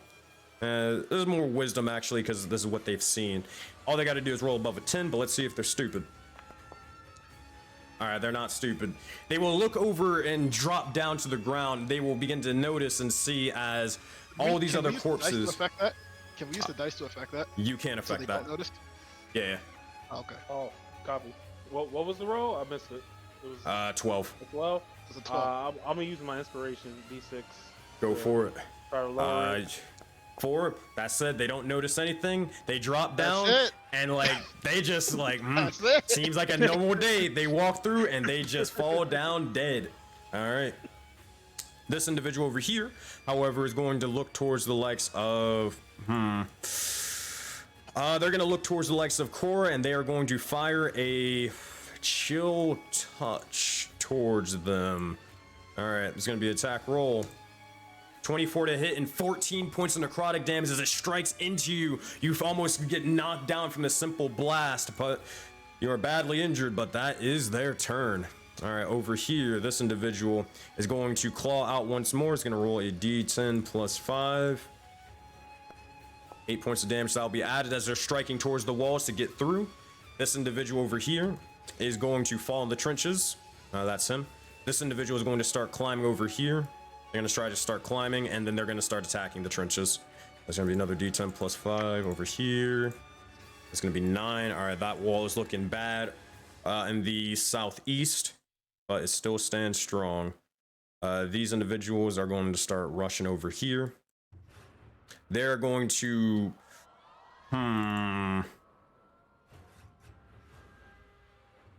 Yeah, they're going to look towards Gorn. They're going to fire out towards them as they begin to swarm amongst the portal. They'll look towards Gorn, just saying, "Join us," and try to strike towards you.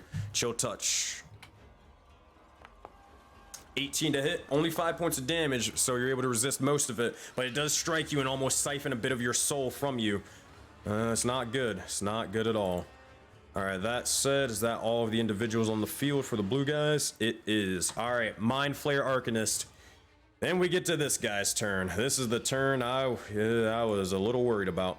I'm going to move the jellyfish for the sake of this. Yep, he will be able to do so. Yep, he's got the line. He's got the angle. I am so sorry about this, but I wish you the best of luck. Azora, as you see as this individual begins to look towards their hand down to the ground, you see as they begin to almost start speaking in these strange eldritch tongues, the language that you don't understand, and you'll see as their entire body, including the jellyfish itself, will course with lightning energy, an almost unforeseen amount of power amongst their hand, and they fire it out towards you as they are going to cast a big ol' spell.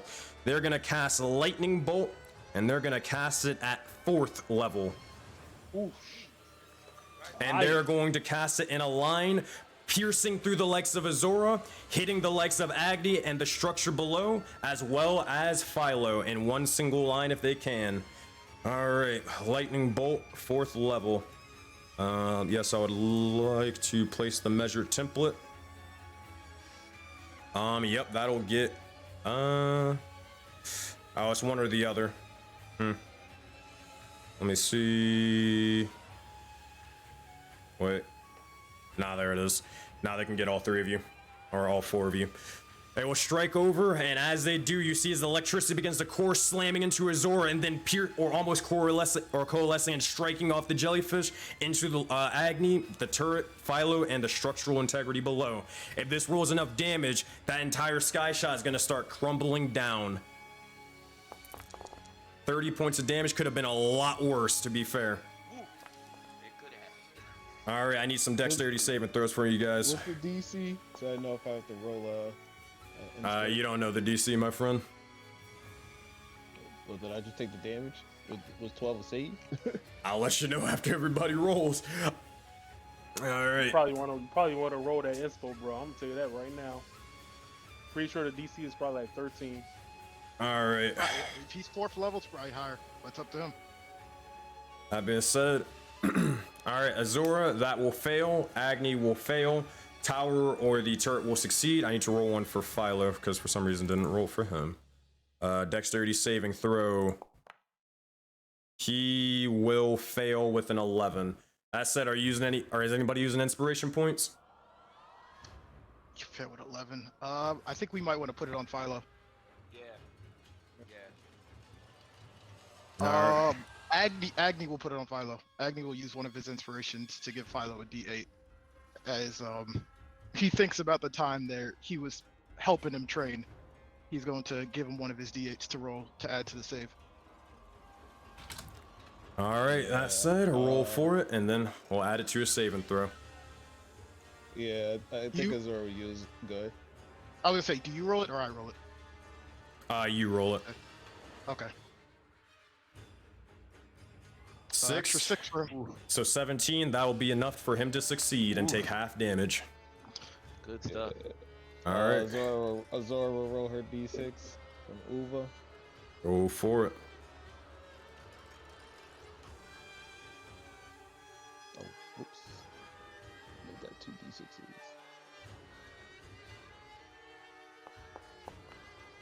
16. 16 will succeed. DC 15. All right. For his spells, at least. So, Azora, you take a total of 15 points of lightning damage. Yeah, because half of 30. Yeah. Gotcha. But yeah, I see. All right, that is going to be 30 or minus 30 points of damage to Agni, and no. Agni's absorbing elements. I was just going to flavor it. Oh, okay. All right, what are you doing? So as he's basically using this time where he gave the inspiration, he's going to sort of yell at Philo to sort of move his arm so he doesn't exactly get hit by all of it. But in doing so, his back is turned and doesn't see the lightning bolt himself. But the runes on his back begin to glow and start to absorb some of the lightning damage that is coming at it. As it singes him, but he doesn't take the full amount of damage. As it happens, you see or though you're able to sort of block and absorb a majority of the damage, you look towards the tower itself as it's missing a bit of structural integrity and is getting ready to crash down onto the likes of, or pretty much on top of Philo and Agni if you guys do not move. Anybody still caught in the tower, they're going to need to either get moving or they're going to take a lot of damage, as it is a 60-foot drop. All right. That said, that is the Mind Flayer Arcanist's turn. Next up, oh boy, is the Astral Jellyfishes. All right, everybody. Oh, one moment. All right, give me 2 seconds if you could. Hey, question, Sensei. Yes. Did that lightning hit the Astral Jellyfish? It did, and it did nothing. Copy. They are immune to lightning damage. Good to know. All right, one moment. Sorry about this. I just had to get one thing. I mean, I was gonna ask the same thing about the little red guy. Did the little red guy not get hit by lightning? Oh, is he? Oh no, he's. Oh my God, is he in it? Nah, he's literally 1 centimeter away from it, bro. What the fuck? Good looking though. Good looking. All right. As this happens, I'm gonna change music for this. All right. So, as you guys, or as the battle begins to sort of wage on, you see as the Astral Jellyfish begins to gain initiative. and you see and find yourself surrounded. You look over towards the likes of the towers that's getting ready to fall over and be destroyed. And for a brief moment, it does look grim for some. But as it does, you see as the astral jellyfish made of corruption itself looms over you all and is getting ready to strike out towards Korra. But as it does, it gets ready to unleash a maelstrom of barrage attacks. It lashes out, but the tendril only inches before your neck, and you see your life begin to almost play out before your eyes, Korra, before a streak of purple energy strikes the jellyfish. An arcane blast. Agni, you look around and everywhere to analyze and see where it came from before you look over to the side and you see a hooded individual, their hood coursing with the arcane and a sword at their side holding a chromatic orb ready to fight and destroy their foes. They unhood themselves and you all see an old friend join the fight. Hey Jay, you want to join VC for me, buddy? JB, join chat. Hey.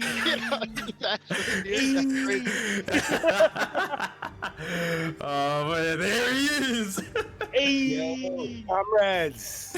From downtown. Comrades. Downtown. Oh my god.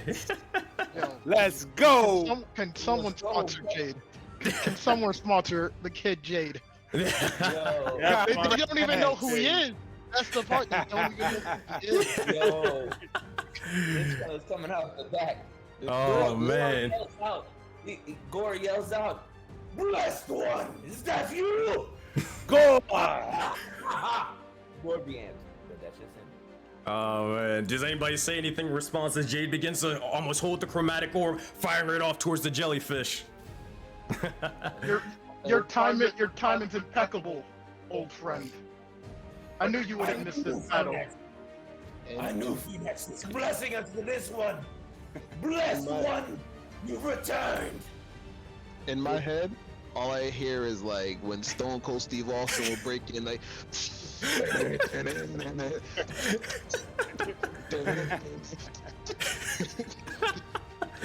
Oh man.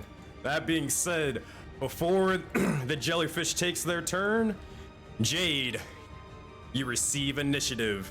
And as you do, you go before the likes of the Astral Jellyfish. What would you like to do, my friend? You have your action, you have your bonus action, movement, intuition checks, you name it, you got it. All right, can you all hear me for one? Yes, sir. All right. So one, I would like Foundry to load up. So that That's I can fair. That's fair. Get out this bitch. I'm trying to get more bunker, baby. Well, good old Foundry is just lagging a little bit. It's just lagging a little bit, though. Don't worry. I'll tell you what, Ayo Zaman, I'm gonna remove your Spike Grove because literally they're gonna just keep dying, and there's no more gonna spawn over on that side, anyways. Is that cool? Yeah, that's fine. All right. I'm gonna remove this thing over here. All right. Let me know when you're loaded into Foundry, JB. If not, then just let me know what you want to do, and we'll go from there. Okay, I'm loaded in. All right. You may take your turn and do as you wish. All right.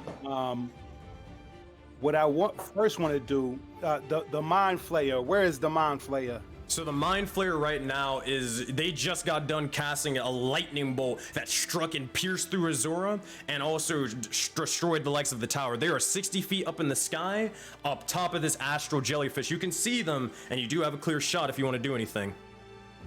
All right. I would like to, if I'm in range, I would like to hit him with the Scorching Rays. Nice. As 3 attack rolls towards the individual, you'll be able to hit them with all 3. Make some attack rolls for me, friend.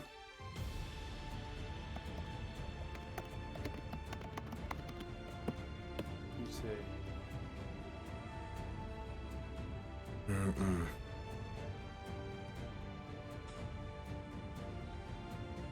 All right.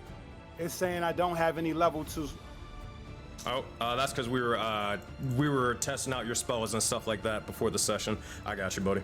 All right, you should be good now.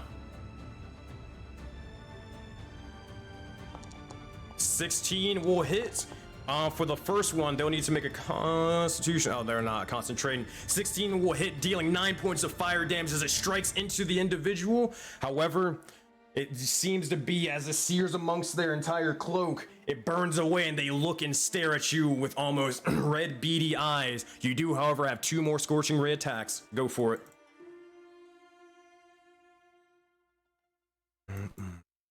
20 will hit for another 12 points of damage. And at that point, oh my god. That's it. One more time, you got a third one with his name on it. Oh.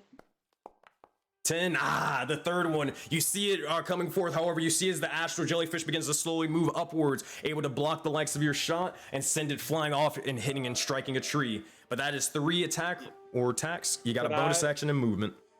Can I give him my inspiration for that? If you want, yeah. Yeah, I'm gonna toss a D6 at him. All right, go for it. Roll a D6 for me, Zalon. Which one is the 6? Monopoly die. 1, it's not gonna do it. Still goes the same. But Jade, you do have a bonus action, a movement, and an intuition check if you'd like to do anything else. Okay, 1, I would like an intuition check. There you go. All right, so you're gonna make so here's what you're gonna do, Jade. Double click on your token. You're gonna look over to intelligence where it says 18. Click on intelligence, and then hit ability check for me. Foundry just killed me. Not with a 6, not gonna be enough. That said, anything you want to do for your bonus action or movement, Jade? Yes, I would like to go in the blade song. All right, nice. As you begin to conjure the likes of the spells, you look towards the likes of your short sword and begin to draw it. As this happens, you begin to enter the song of the elves and enter the likes of the blade song. Alrighty, I will cast that on you. I got it for you. Features blade song. All right, target, and boom. Does it work? Yes, it does. All right, that said, your AC begins to slowly increase and more, and as that happens, you see as these spectral spears begin to slowly form around you, and arcane sigils and more. All right, Jade, are you moving anywhere, or are you staying where you are? Right now, it's kind of hard to move as there are sort of wooden walls in front of you, preventing from anybody from pretty much entering. Well, I'll stay where I am. All right, that's Jade stands their ground at the likes of the wall and looks towards Zaman and Korra. Now you remember the likes of the events of what happened before, so you're sure of what, or remember exactly what happened. But regardless, the Astral Jellyfish now takes their turn. Afterwards, it's going to be the Corruption, Trog, and then Mao. All right. This individual is going to. Oh my God. It is going to do. Yeah, I don't know. Oh my God. I mean, fuck, bro. That's what it's gonna do. You will see as it begins to slowly course amongst the ground, and all the tendrils begin to slowly form amongst the ground, around, through the legs of the spikes, and more as they begin to slowly descend further and further. They drop down 60 feet, and they are now only 10 feet above the ground. So you guys can all hit them, assuming they just jump up and swing. So you're good to go for that one. But that is their turn. Yeah, there's nothing else they're going to do for that. All right, Corruption's turn of the Red Boys, and then we're gonna go to Trog, then Mao. All right, Trog's turn. He is going to need to make a dexterity saving throw or fall off of this thing. This is not good. Oh boy. Well, actually, and here's how I will do this. He will look towards the likes of Mao, and I mean, he doesn't really comprehend the fact that there's a cat here, or what the cat is, so he's just gonna grab Mao. Yeah, Agni would have told him. I just didn't know if I could speak out of turn, but Agni would have told him, get Mao out of there.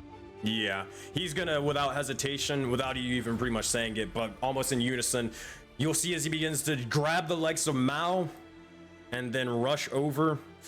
he can't really climb down. There's no time for that. So he's gonna try to tuck and roll and jump out of the likes of this thing. He's gonna need to make a dexterity saving throw. He'll try to take the brunt of the fall to prevent him because he knows that Mao is the priority target or the VIP of this. All right, dexterity saving throw. Ooh, 20, or that is a 23. He will be able to do it, so he'll take half damage of, or 6d6. Ah, 25, good God. All right, that's gonna be 12 points of damage to the likes of Trog. And because he took a majority of it, Mao will only take a little bit of damage. He'll take half of that, which will be 6 points of damage.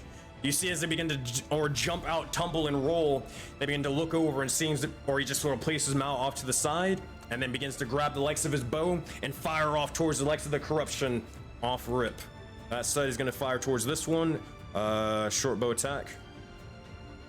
9 will miss, sadly. Anybody want to add anything or keep it where it lies?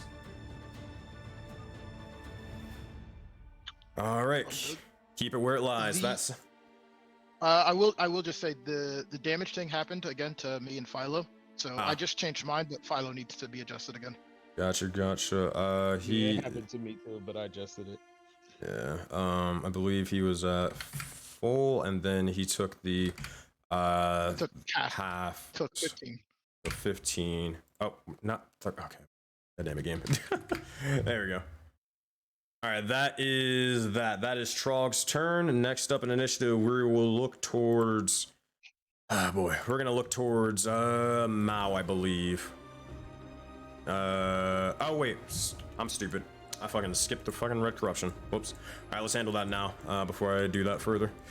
Okay, we got one individual over here. He's going to attack Addy Dark. Real quick, Addy Dark, which you said you raged before. Which element did you pick when you raged?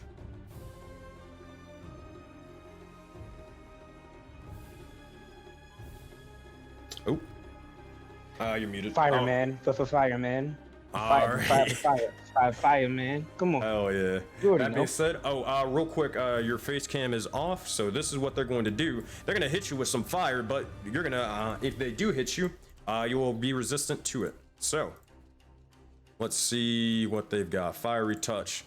All right, striking towards you. That's going to be a 20 to hit, and instead of 14, you're going to take a total of 7 as they try to almost sear bits and pieces and marks of the corruption itself into your soul. All right, that is their turn for that one.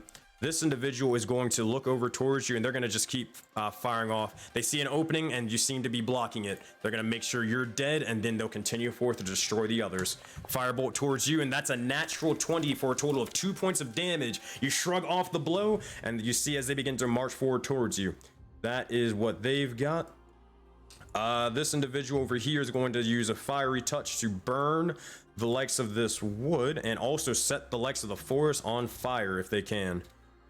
All right, fiery touch, yeah, D10 plus 4. 9 points of damage. Yeah, it's yeah, I think this one is, hold on, yeah, the wall is entirely done. You see as they begin to slowly burn the likes of the wall, and you see as the bushes and more begin to slowly catch flame. As this does, you'll see as they begin to continue forth, and they look out towards Hannibal and tell them to join. That is their turn. However, while he's distracted with this one, this individual is going to send a flaming bolt towards Hannibal. All right, firebolt. 15 to hit, 7 points of damage as it strikes into him. That's gonna hurt, but he is gonna have to be fine for now. All right, that's his turn over here. This individual is going to look towards the likes of Gore of the Meadows, and they are going to try to strike out towards them with a firebolt. All right, 5. That is a natural 20 for a total of, did it not roll the nat 20 damage? No, it only rolled the, didn't. I'll make sure I rolled it for Addy. Oh, you got lucky. It only 1 more point of damage. Let me check for Addy when it did the nat 20. It did not, so let me roll again for that. D10.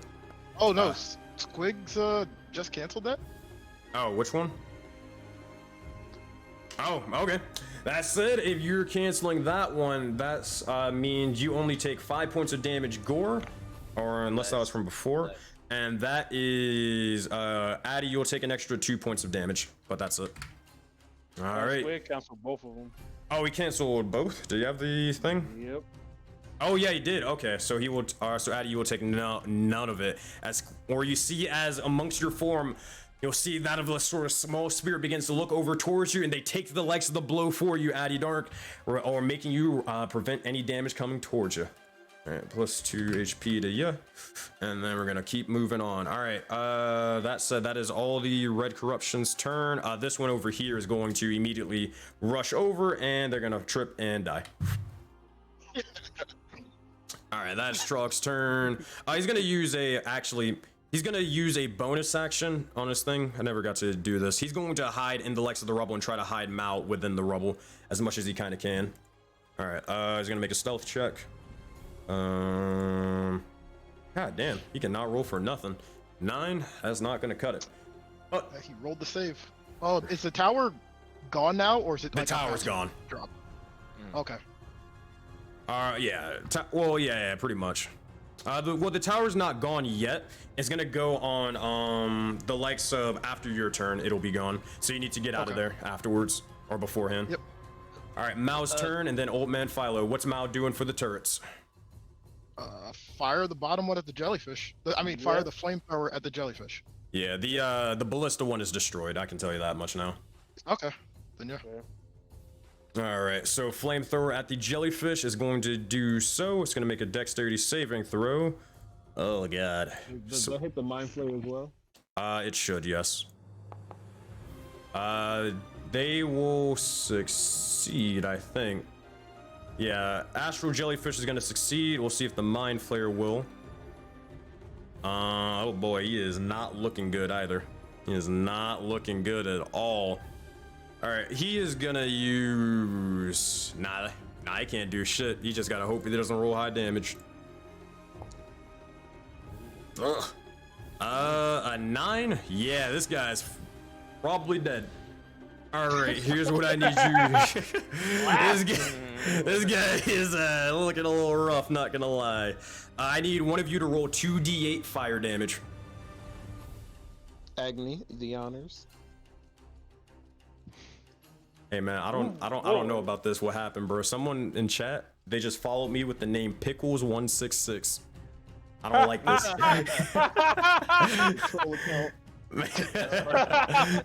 That's common. That's personal. Nah, not gonna lie. Thank you for the follow, Pickles. God damn. Damn. They're gonna be so confused. Like, I don't get it. What's the joke here, guys? Oh man. But 12 points of fire damage. Hey yo, how does Mao want to do this for the Mind Flayer as he only has 6 HP? Wow. Let's go. Oh boy. I think it kind of looks like, even though Mal can't like speak or talk, Agni definitely looks over at the trap. And everyone probably slowly looks over to it and kind of smirks that he is in range. And the flamethrower blasts him in the back as he's expecting no one over there, and he's just singed from the back. As this happens, you see as the individual begins to try to pat out the flames. However, from the likes of Jade and even the likes of this flamethrower turret, you see as he crashes down onto the ground and he crashes in an astral light. He is dead. And with that, all his initiatives or all of his abilities go along with him. Good stuff, everybody. All right, that is Mao's turn. Old Man Philo's turn. Let's see what they've got. All right. Philo is going to look over towards everybody, and they're not looking too good. Does he have anything to mass heal? I don't think he does, but he can just pick somebody to heal him. Who's looking the most rough? Probably Trog and Cora. Trog and Cora. I mean, can Cora get that temp HP from that? Oh yeah. We didn't do that totem. Oh yeah. My bad. That'll help her out. Here, I'm gonna roll a d8 plus 5 or plus 3. Yeah, lots of things happen in this fight. Ah, god damn it. All right, you get 4 HP, but I mean, hey, it all adds up, especially right now. I'm looking bad. Trog's bad. Yeah, it's me and Trog. So you're in Trog. I mean, I guess because you're the closest one towards him, he's just gonna look over and try to pretty much make sure that you stay on your feet and just say, we should probably be going now. And he will just cast Cure Wounds, and he is going to start marching away with his little old frail body. All right, second level Cure Wounds towards you. I probably only need a single. Hey man, he wants to make shit. As much as he's been rolling tonight, you're gonna take this second level Cure Wounds. All right, you gain 12 HP, Agni. All right. I said, Philo will begin to start marching over off to the side, getting away from the likes of the crash. And that is his action. Does he have anything as a bonus action? I don't think he does. He might. Can't cast a spell.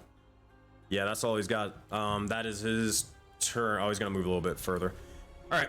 That said, Philo's done. All right, now we get to the players. Addy Dark, you're first. Cora, you're next. Zaman, you're third. But first, Addy, what would you like to do as you find yourself fighting the corruption head on? I'm going to get some unarmed fury going. Show them what fire really looks like. So let's get that one going. Did we fix the dice with this? Yeah, I did. You just make an unarmed strike, not unarmed fury. Oh, okay, I see what you're saying. I want to do reckless on that. All right, make it with advantage, and that is alt to do so. Oh, oops, I don't think I did that. That wasn't advantage, was it? No, one more time. Or actually, it doesn't really matter. Crits mean nothing for this. So, Addy Dark, as you strike directly into them, this is still bludgeoning damage, it's not fire damage. As you strike into him, you see as with one single fist, how do you want to kill them? Oh, I punched right through him. Put a hole in his chest. Easy enough. Put a hole in his chest. Let's go. As you punch a hole directly into his chest, you see as they begin to look towards you and they try to reach out before shattering directly in your face and into millions of tiny astral pieces. They are dead. Addy, is that or you do have a bonus action attack if you want to take it though? Yeah, I was gonna bonus action the other guy. Go for it. 12 will hit, don't even need the advantage. 6 points of damage as it strikes through. How you want to kill this guy? Oh, I'm clapping him. Squashing that head. Clapping him right. Immediately bring the hands together and smash the legs of their head as they explode out into a million tiny pieces. They are dead. Addy, you have your movement and intuition. What would you like to do? I'm gonna do the intuition, and that's wisdom, right? Yes. All right. Nah, not with the natural 4, but you got the rest of your turn. There's only one bonus action, right? So I couldn't use like my shapeshift. Correct? Nah, sadly not. Okay. I'm gonna move. Sorry, that's up. My movement's 30, right? Yes. Agni would tell you don't get too close to the tower. It is gonna fall. Okay.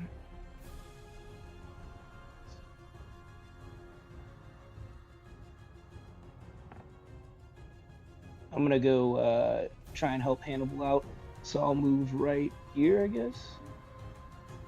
Easy enough. All right, you rush over and you see as keep in mind the tower's falling towards the direction of where Philo and Agni are. Philo's in a safe enough position, but Addy Dark, as you rush over to the side, you join the likes of this red corruption as they're setting this entire forest on fire. You're almost, if you probably stay here past your next turn, then you're gonna start taking fire damage, my friend. But keep that in mind. Okay. All right, so Addy, is that your turn?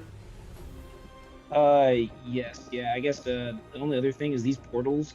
Can we interact with those at all or no? Depends on what you're trying to do with them. I'll worry about that next turn. Don't worry about it. All right. Cora, what would you like to do? Actually, intuition check. Actually, with this individual done, there you go. Make a wisdom check. Watch our intuition check. Actually, the portals would drop as the Mind Flayer has been killed. Actually, there's still corruption swarming and moving about. It's just that they can't be summoned anymore because Zora clashed it earlier. Let's see what you got here. 18. Oh yeah. Which one would you like to identify? That is more than enough. We don't have a list for anything on the jellyfish. Yeah, is it the same as the Mind Flayer? No. For the we don't have a list at all. All right. The jellyfish. All right, for the jellyfish, he has the following abilities: Tendrils, Double Strike, Jellyfish Trap, Steel Thought, and Starry Poison. And while I'm on that, hey, Dark, and I need you to make a Dexterity saving throw. Same thing with Philo. All right. I have advantage with that, with the danger sense. Yeah, you would have advantage with this. All right, Philo is going to fail. We'll get into what happens with him in a minute. Oh, also I need Trog to make a Dexterity saving throw with Mao. This is gonna be bad. Oh God, you can't roll for nothing. He will fail. Dexterity saving throw for Mao. He'll make it with disadvantage as he is incapacitated. That's a nat 1. Oh my God.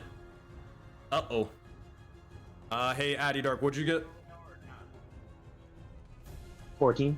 14 will succeed. However, it is unfortunate. As you see, or Agnes, you look around, you see as all these individuals that begin to move, they slowly begin to rise up and they are snatched out from where they were previously. Okay, he is going to grapple the likes of... He's going to grapple Trog. He's going to grapple Mao and pull them in closer. And he is also going to grapple... He's going to electrocute Philo. Dark, you will take half damage though. Alright, you take a total of 3 damage, Dark. And that is that. Alright, so Trog and Mao are grappled at the moment. That is their thing. Okay, sorry about that, Cora. Forgot about something. But they have again the abilities Tendrils, Double Strike, Jellyfish Trap, Steel Thought, Starry Poison, and you can see how many attacks they get, which you already kind of know. What y'all think? The Steely one kind of sounds like it may be a problem. Which one? The Steel Pot? I mean, Steely what? I thought he said Steel Pot. Steel Thought. Oh, Steel. Oh. Yeah, I guess we'll do Steel Thought. All right, Steel Thoughts. Let's see. Oh boy. Yeah, there's this one. The Mind Flayer can replicate a spell that a grappled PC used last turn. They can cast it, or they can cast it from themselves or the Jellyfish's place on the Mind Flayer's turn. The spell has to have been casted since the Jellyfish's last turn. Oh, actually, so we ain't got to worry about that. Actually, I'm gonna redact that though. I'm gonna redact this. He's not gonna do this to Philo. He will actually, instead of him taking the damage, he's actually just gonna grapple him. Yeah, it makes more sense that way. Because he's the only spellcaster. So you will see big ass Philo beginning to get slowly ripped towards the likes of the Astral Jellyfish. And that is that. Yes. For the Steel Thought, it can't be used without the Mind Flayer, right? No. This is the Astral Jellyfish's ability. Oh, okay. All the Mind Flayer abilities, though, are pretty much useless. Or anything connected to the Mind Flayer, he can no longer do. Copy. Alright. That said, Cora, what would you like to do on your turn, though, as you receive initiative? Timer starts now. I'm gonna cast Guiding Bolt with advantage from Agni's help. Alrighty, make an attack roll. Come on.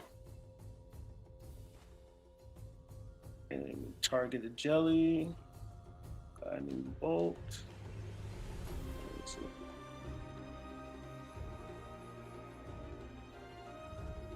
Oh no, I can't find this shit. Oh, I see it. I forgot, is it Shift Command for advantage? Alt. Yeah, Roll20 is the one with Shift. Foundry is the one for Alt. Damn, see, I have a Mac and I don't even know which one is the van. I'm just gonna do this and hopefully. Yeah, just do it manually. We'll see what happens.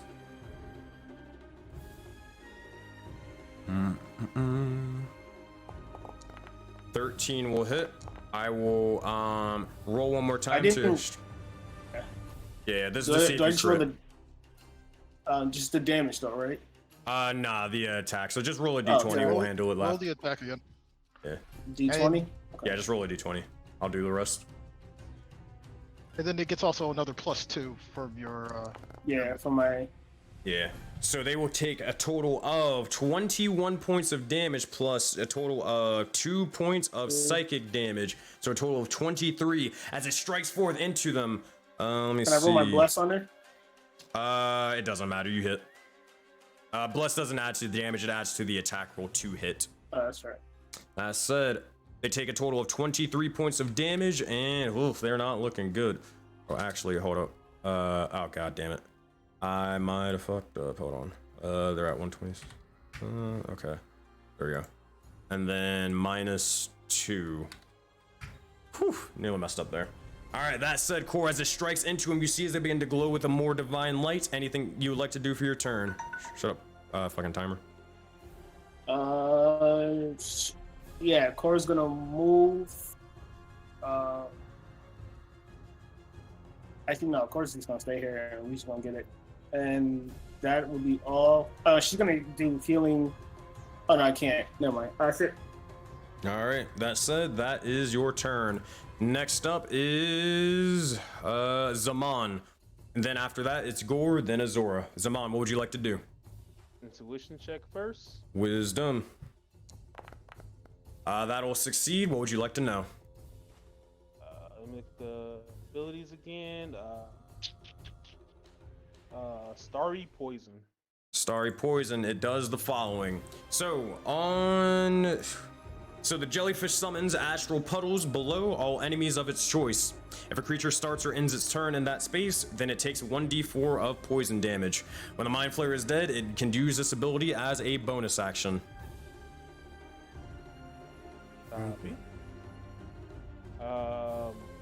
Zaman is going to cast Enchain. Oh boy. Alright, so as you do cast the spell, it begins to send the chains forth and try to wrap around the likes of the jellyfish. Right there. Saving throw, strength. Let's see what they've got. It's gonna be a natural 7 for a total of 9. They will fail. So I believe this means it is restrained. Let me double check. Oh god. Oh wait, actually, hold on. Let me look at this. Oh, I have some unfortunate news. You see, as it begins to wrap around them, you see as it's not able, or the chains are not able to wrap around the likes of the tendrils, they try to wrap over the sort of bulbous top half, but it's not able to do so as it sort of slides out. It is immune to the restrained condition. Should have known. It's all good though. Hey, learn for the future. Bees like that. And that will end my turn. All right, Gore of the Meadows is up. Azora, you're afterwards, and then Hannibal, then Agni. But Gore, what would you like to do as you see more and more of the corruption swarming? Intuition check. All right, go for it. This is intelligence for you.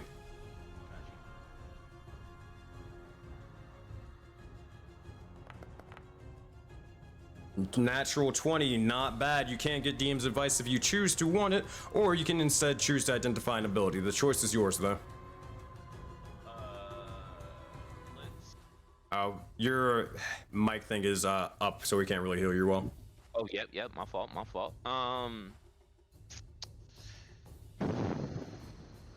Let's do the. Actually, I'll take the DM's advice at this point. Yeah. Not much. You guys are doing pretty well, to be fair. It is an issue with Trog and Mao being grappled, because if Mao dies, well, we all know what happens with that. So you don't want that. Most I would probably be able to say is You can try to clash and get a big chunk of damage off. Probably want to steal thought, if anything. Besides that, I mean, not much you kind of can do. Gotta let this ride out.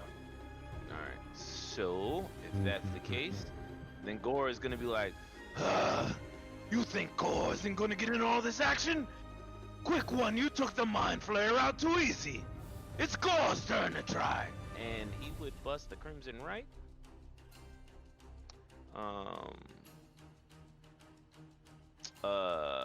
Yeah, first he'll bust that Crimson Right, so I gotta do that D4. Nice. Take 4 points of blood damage as you begin to invoke it. As it happens, you see as the sword begins to almost writhe in this sort of strange darkened shadows for a brief moment, and inside you see the face of the Oni, your ancestor. And Gore's gonna zoom up there and really be like, "Phoenix brought the Blessed One back. It must be time." And he flies right up to him and he's gonna clash. Alrighty, if Gore would like to clash, so be it. Alright, let me move this. Here we go, my friend. So, Gore, as you begin to rush forth directly towards them, you see as the Astral Jellyfish begins to almost become enchained for a brief moment. You see as they hold up the likes of Philo, as they almost are suspended up in the air. Mao is sort of going limp at this point in time, concentrating on the likes of the turret and Trog as well. All the little ones, except for the big mushroom individual, seem to be restrained and are slowly being collected to this mass. You strike forth with all you've got, but describe how you would like to attack the likes of this Astral Jellyfish. Oh, you're muted. So Gore zips up like he was doing the little cleanup duty on the outside, but he really wants to get some of this action. Seeing the Blessed One is back in the arena and everything like that. Gore is really feeling it. So what he would do is he'd zoom up and he would be like, "Put the little ones down. Gore will handle you." And he's going to come and try to like zip through and slash through the tentacles of the jellyfish because he wants that action right now. Don't make your roll yet. I will make a roll in response. You see as it looks over towards you, and as you begin to make your way closer and closer towards the Astral Jellyfish, several tendrils begin to swarm and form all around you and try to immediately strike you, electrocute you, and have you join the mass. As they do so, they'll make an attack roll with their tendrils. And let's see what they've got. Did they have advantage for any reason? They do not. That is a 26 you will need to beat. Now keep in mind, you have advantage and you have a +3 granted by the Auroraverse. So, let's see what you've got. Okay, so let's do, alright, we're gonna roll twice. Come on, Gore. Alright, target and first one, ugly. Second one, uglier. Ugly. Ugh. That said, you have the highest one being a 17 right now. You got any inspiration you guys want to add? My D4 ain't gonna cut it. Cut it. I've got a D8. Is that enough? Is that enough? It is. Bro, You think you got 17? You think you got 17? I'm muffled. It's a D8. You're really muffled. I can't hear you. Yeah. I'll give him a D12. I said. D12? All right. Are you applying it to Gore's strike, or are you subtracting from the jellyfishes? Which one? Yeah, I think it's. I didn't get that. Could you try again? Oh no, Siri, shut up. I think. Damn. Wait. So as high as a 17. So yeah, we might as well try to take away. If we try to take at least 10 away from the jellyfish. All right. So roll a D12 for me, Azora, and let's hope that it rolls high. So wait, hold on. We need 9 for Gore to win, but we need -10 for the jellyfish to win. No, I mean, it can't. It's 10. It's 10 either way. My fault. So, Yeah, it doesn't really matter. Yeah. All right, D12 coming in.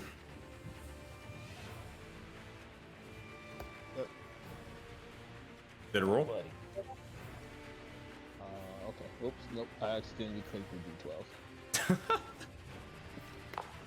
That is a 5. Going to the likes of Gore, throw a total of 17 plus 5 is 22. That is not enough to beat the likes of the tendrils. Unless someone wants to use inspiration on the tendrils to lower it down, that is where it lies. You want me to use? I have a D8 I could use. Yeah. Okay. All right, sounds like you want to use it. All right, go for it. Roll a D8, Cora. Let's see what you've got. D8. So 22 versus 26. Ooh, That is a it. big 8 right there, Cora. Let's get it. Let's get it. My God. Let's get it. That being said, Top of the morning. Top of the morning. Top of the morning. Top of the morning. Amazing, brother. Amazing, Top of brother. the morning. Top of the morning. I told you, bro. Hands ready to eat for everyone. that being said, Azora and Cora describe exactly how you assist Gore in this clash as he begins to rush forth, striking true with the short sword. How do you assist? You see Azora like puts her sword in a bit of like the veins of the jellyfish to kind of distract him for a moment. As you begin to do so, you see as it begins to try to look over towards you, Hive Mind confused for a brief moment, and then Cora, how do you assist Gore in this moment of time? Cora will start to like glow a little bit, and then that's just Aurora's giving her strength so she can then give it to Gore. As you do so, you feel the blessings of 2 gods behind you, the blessing of Phonax and the blessing of Iroas. You strike true directly towards the individual, slicing towards his tendrils and more. A hefty strike, but Gore, pick an ability and choose to seal it. Yeah, Gore would be like, Gore won't let the little ones down, and goes and tries to go at the tendrils and wrap that steel thought. All right. That says you see as a couple of the tendrils sort of connecting to the mines and around, they begin to drop and dissipate as he is no longer able to cast Steel Thoughts. That said, Gore, good roll, good round. It is no more. Say it again. Steel Thoughts about the tendrils? Was that the actual tendril thing? For clarity? Oh no, he has tons and tons and tons, my friend. It's just that he can't use that ability anymore, but they are still grappled. Okay, and still stealing the tendrils wouldn't make him drop him? No, you can't seal his basic attack. Oh, okay. I'll let you know if you can. I'll let you know if you can seal or can't seal other abilities as well. Bet, got you, cool. And then yeah, that's what it is. All right, so that is Gore's turn. Oh, also I forgot to roll 2d4 for the right damage. Absolutely, and then could I bounce back with mobile still on that? Yes, you could. All right, cool. Ooh, 7 points of damage. Nice.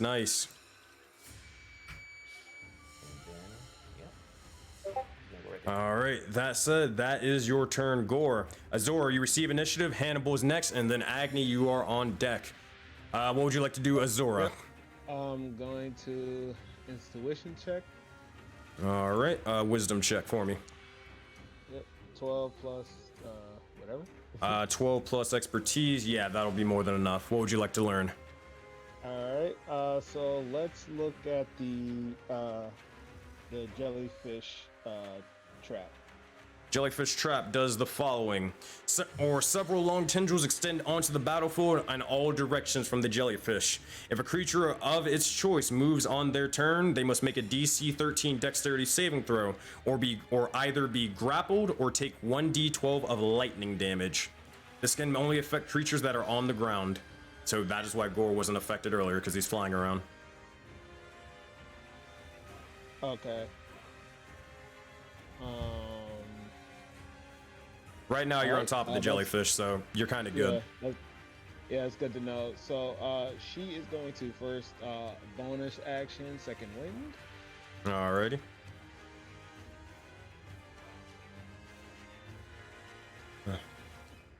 Alright.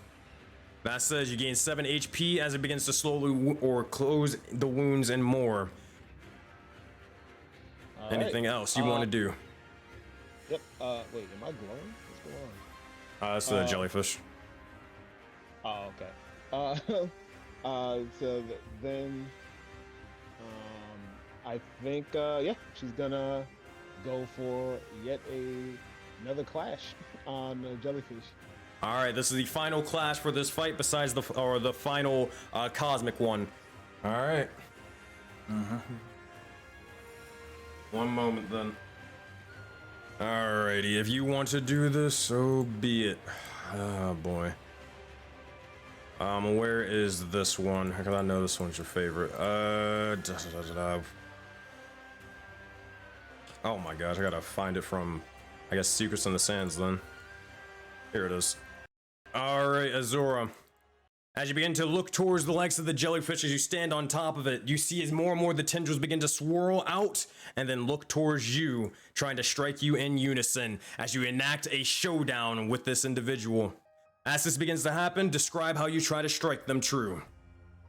So you see her trying, as she went to go stab its head for Gore to get that little distraction, she's going to run across the jellyfish with her sword lodged into its membrane, and she's activating her false powers at the same time, trying to like freeze its part of its nervous system.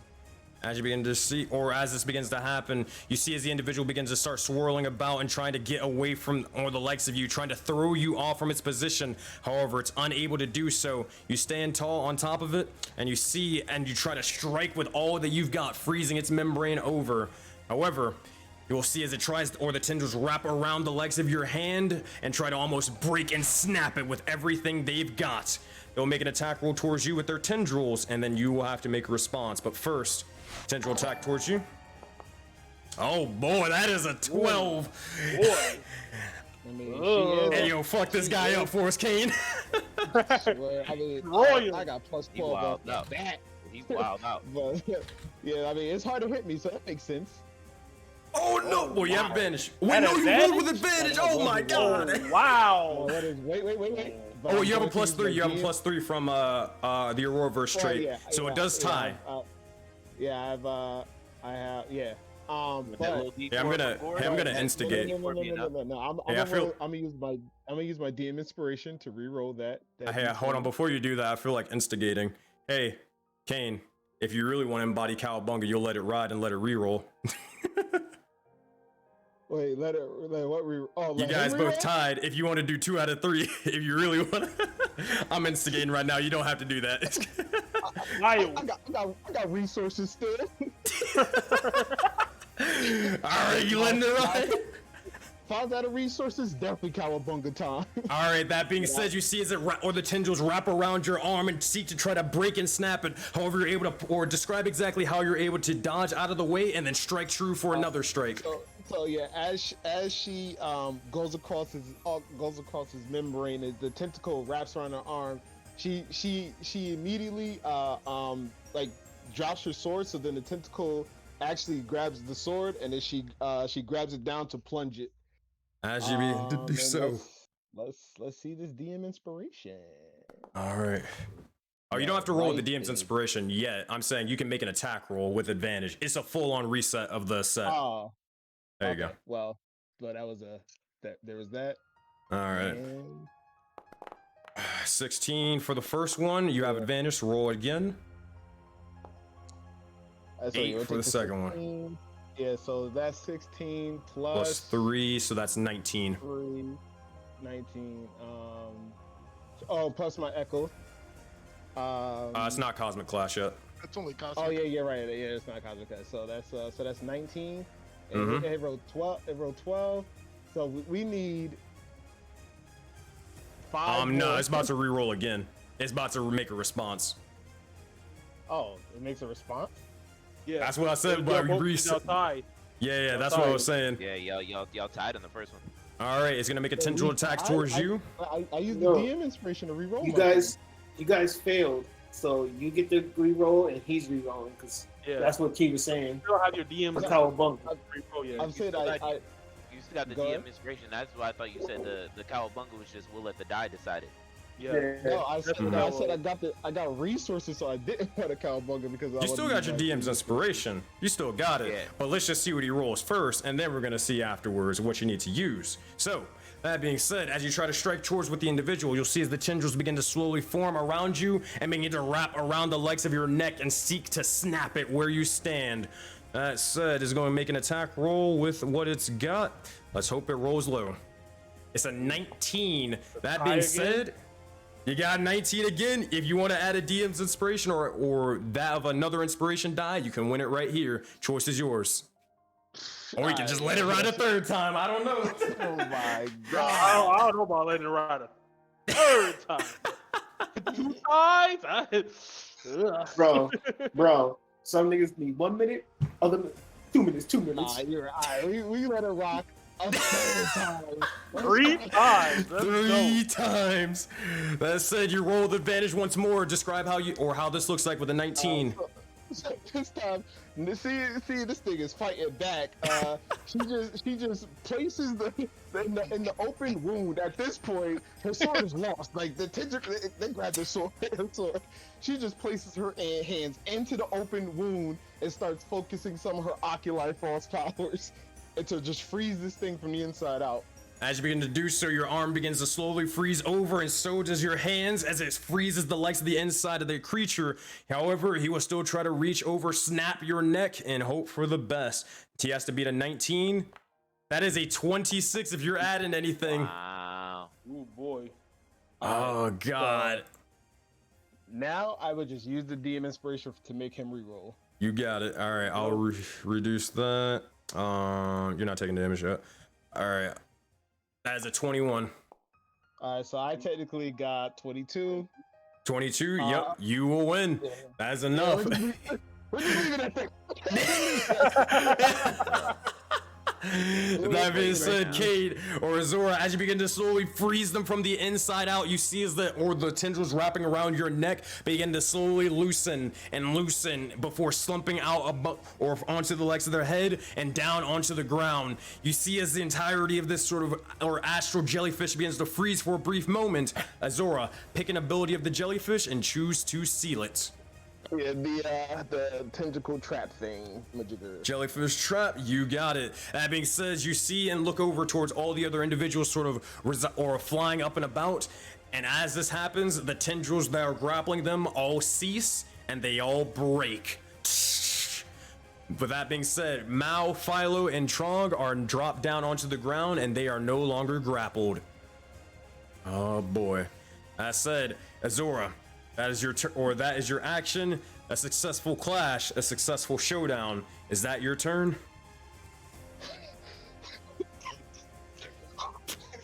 She takes her hand out of the jellyfish muck and just goes to grab her sword, and she uses it to wipe on her, like, where the inner elbow to clean off the blade, and she gets ready to go as that is the end of her turn. All right, that being said, next up initiative, we have Hannibal and then Agni. As this happens, he's going to look over towards the likes of Gore, Azora, and more, all handling their business, and will begin to nod in approval and also a little bit of proudness. However, he will not leave our Addy Dark to sort of fight alone. He will join the likes of him and make sure to hold off the front lines over here. Will rush over and strike, trying to use the likes of the walls to sort of gain advantage and leverage. He will jab the blade directly into their head as much as he kind of can. All right, action is going to be a long sword attack. 21 will hit, 7 points of damage. They will fall and perish as he takes the blade out as it courses with an astral light, and as they are fallen. Bonus action. He is going to look over and nah, he can't really do anything for that. So he is going to he's gonna rush over to here and actually he'll look over and call out to Addy Dark and say, Addy, can you handle yourself over here? Of course. These? They barely burned me. Then fight strong. I will join them on the other side to provide assistance. All right. He is going to rush over with 30 feet of movement, and he is going to try to stay within range. You see as his eyes are still sort of coating with this black, and he's eyeing the likes of the jellyfish, waiting for them to strike before putting the blade towards the other individuals approaching. He looks towards Gore and saying, I shall wait till the opportune moment till it strikes and corrupt its mind. Stand fast with me. All right. Agni, you receive initiative. What would you like to do? Doing that. Now the 4. Anything else? Rough. Is the entangle still on the ground? Or like, can I freely walk? Nah, alright, it was sealed by Azora, it's good. I'm in Zamon's entangle. Is that still there, or can I walk through there? That's if Zaman wants to just destroy or get rid of it. He can do it at any time he wants, though. Yeah, I would have dropped it as soon as I saw it was ineffective. Yeah. Okay. Agni is going to walk up to this thing, dragging his scythe in one hand, and his free hand with the black mark on it is going to erupt in flame, and he is going to try to grab a tendril and cast Flame Brief on it. Nice. As you do so, you grab the legs of the tendril or on top of them and begin to engulf them with the flames. You see as they begin to freeze over on one side with ice from Azora, or they seem to freeze on the inside with ice from Azora. All around them begins to become engulfed with this fire. Make an attack roll, Agni. Does he still have advantage from the guiding bolt? Yes, he does. I believe so. Yeah, because no one has hit him with a melee attack normal. Everybody's just clashed beforehand. Question for Flavorin: does this count as a melee attack for absorb elements? Yeah, because it's a melee spell attack. Flame Wreathas. Okay. So yep, you do get absorb elements damage if you hit. Okay. Advantage is all. I forget, right? Yep. How do I? What are you trying to do? It just no! That's oh my god! This is about to be disgusting. That is a total, I think, of 6d10 damage. D10s plus Jesus 2 Christ. absorb elements. Let's go, Agni! Turn up the flames. 13 for the first one. Do some more. 23 for the second. Big numbers. Holy Big numbers. shit! You're not gonna hit that 30. Agni was mad. All right, that is the last doesn't really matter because it is lightning. I think he's to it, but he feels good about it, hitting him with some of his own elements. So as Agni walks up, his hand and his entire arm just ignites in this fire. As he watches, he sees Azora up there. He notices one of the tendrils are free. He goes to grab it, and as he does, the fire transfers from his arm all the way from his hand down to ignite the entire jellyfish in fire. That being said, do you want to use Empowered Spell to make, because I saw a couple of 1s and 4s. Oh, yeah. I already read my mind. As he notices, I think I can do better than that. He's going to use Empower Spell. Damn, I rolled pretty high. Let's use it on the 1 and the 4. All right, you get one more. Or actually, you get to choose how many you want to use it on. I'm not going to reroll 6s. All right. Damn. About the same. Oh, no, a little better. Better. Hey, it all adds up. The first one becomes 18. The second one is 23 damage. Oh my gosh. How much damage is that? 18 plus 23? Yes. Oh my god. 41 points of damage? Yeah, I think you just... I assume the extra fire doesn't crit as well either, right? It does. It does. Oh, okay. Damn. Did you already roll it? No, I didn't. Oh, are you talking about the extra fire from the burning? Yes, from the burning. Oh, no, that doesn't crit. Okay. But, hey, Agni, I have news for you. That's 41 damage, right? Yeah, that's 41 damage. You are tied for the most damage in a single ability, that record was previously set yesterday by Sirius. You guys are tied at 41 damage each. Man, technically I did more, but he's immune to the lightning. Nah, it doesn't count, bro. It doesn't count. Only, bro. That being said, holy crap, this individual is badly injured as they begin to course with the bits of the fire and flames coursing more and more through them. They are looking rough. Agni, is there anything you want to do? The only other thing he could do is move down here. Is it possible to help Mao while he's prone at all? I don't think you can kind of like help him up, like bring him to his feet. Can I use my bonus action to like help him at all, or not? How so? If not, he's going to help Philo then. I can't see how he could help Mao, using his bonus action. All right, so giving the help action to Philo then, correct? Yes. All right, that says he will look over towards you and just say, "Oh, I have no need for this. I know what I'm doing. Give your tactics for someone else." There's nothing else I can do with my bonus action. Then. That's just my turn. All right, fine. I'll see what I can do. Maybe he needs to lift Mao and get out of here. I'll hope for the athletics check. Who knows? That's my turn. That's it. All right. 2 minutes of tactics. Do you guys need it? Remember, you guys have your 30-minute time limit. Choice is yours. Kill this man. Kill this It's jellyfish. time Press- to 8-pound stomp this. Pressing X. Pressing X to X go. right now. Whoa. Pressing X. Cowabunga it is. All right. Bro, we Blue all got Corruption. black Air Forces on. That being said, the corruption begins to swarm once more with its final horde. Oh boy. Yeah, it's gonna be last couple. Oh, why is this one dead? Boop. All right, and is that it? Yeah, that's it for those guys. All right, corruption's turn. They will begin to start firing. One will fire out towards the likes of Jade over here. They're gonna send a chill touch to them. And it's gonna be 24 to hit and 13 points of necrotic damage as it strikes them, blasting them into the likes of the tree, nearly sending them through it. However, they're able to stand strong and stand tall. All right, this individual is going to continue forth. This one's going to look towards Korra and conjure the bit of an arcane blast and fire it towards them. Chill touch coming towards you. That is a natural 20 for a total of 12 points of damage. It did not roll a crit damage, so let's roll for that real quick. God damn.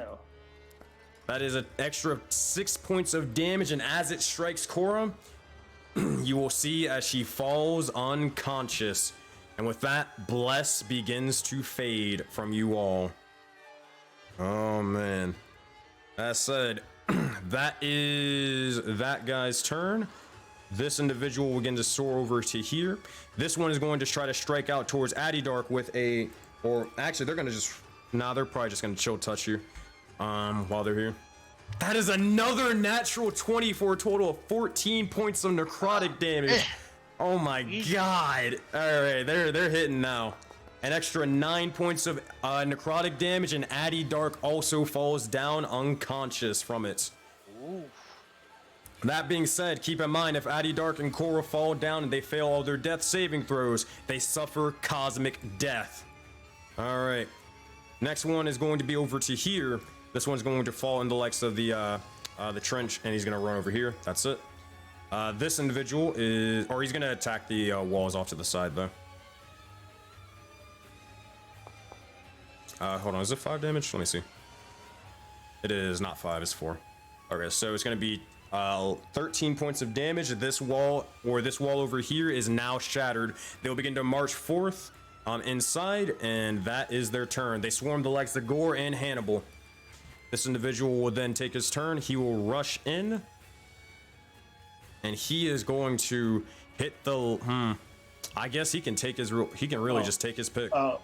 Max negated that nat 20. Nat 20. Which one? The one for Addy.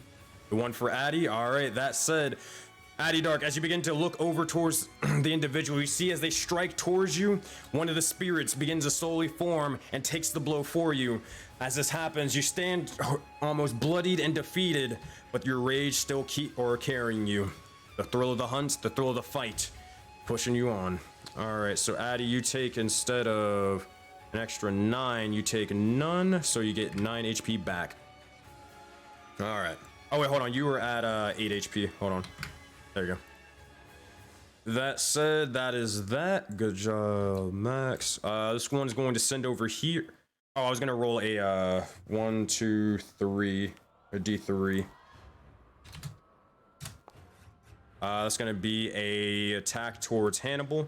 It's gonna be a necrotic touch towards them.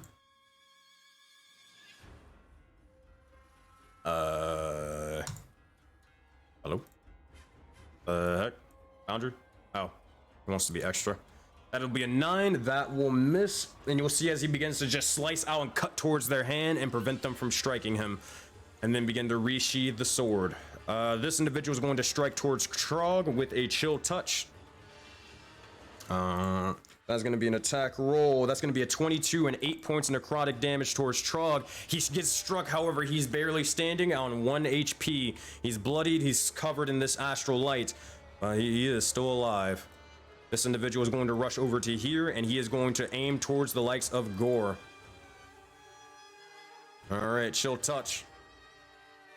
Attack roll, normal. 24 and 7 points of necrotic damage as it strikes you. Gore, you feel more of the astral light coursing amongst your back, but you're still alive, just barely, but you are badly injured. This individual over here is gonna get to 30 feet. Anybody can attack. Nah, you're the closest one to attack, Gore. He's gonna attack you. Let's hope that he misses, or this will knock you unconscious, possibly. Let's hope for the best. Chill touch. Last roll. That is a 13. It will fly wide and strike into the ground. You're able to dodge out of the way, Gore. All right, I believe that's all the blue individuals' turns. Yep, that is their turn. Mind Flayer's turn is dead. Jade, after long glass, what would you like to do as you receive initiative? You're muted, by the way, JB. Yep. I would like to focus my energy at the big jellyfish. All right. What would you like to throw at them? I think I'm gonna go back to the scorching ray. See if I can get 3 jabs at him and knock him out. All right, that said, you channel forth the fiery energy and you fire forth 3 arcane bolts as they sear across the sky and try to embed themselves into the jellyfish. Make some attack rolls for me. 16 will hit for 11 points of damage. That will be a big one. You do have a second attack though. 12 will also hit for another 7 points of damage. Let me give you your spell slot back. And then one more. Come on, big money. That is a natural 20 for a total of 10 more points of damage as you blast this individual with the scorching ray. I'll roll the. Yeah, that's weird. It's not rolling the crit damage. Yeah, I don't know why. But that's an extra 10 points of damage on top of that, Jade. He looking weak to fire. And with that, the individual is near death. You can, in fact, Cosmic Clash this individual. Jade, you used your action, so you wouldn't be able to do it. But is that your turn? I would like to... I have a bonus action, right? You do have a bonus action. So I'd like to go in Karametra's protection? You do. So as this begins to happen, if you cast the ability, you see as you hold your blade close for a brief moment in time, and you watch as the wildlife around you, the trees, the vines, and more begin to slowly wrap forth and begin to protect you as you are powered by the likes of nature, her blessing. All right, you can move if you want, but it's still not many openings at the moment. The most you can try to do is you can try, because you are a blade singer, you can try to run up the likes of this tree and then try to jump over the wall if you can. You do have advantage on acrobatics checks, so you're pretty good at it, but choice is yours. Yeah, let's try it. All right, Jade, make an acrobatics check with advantage. All right, and how do I make it with advantage? Hit control. Hit alt. Alt. All right, that might be an option. All right, let's see.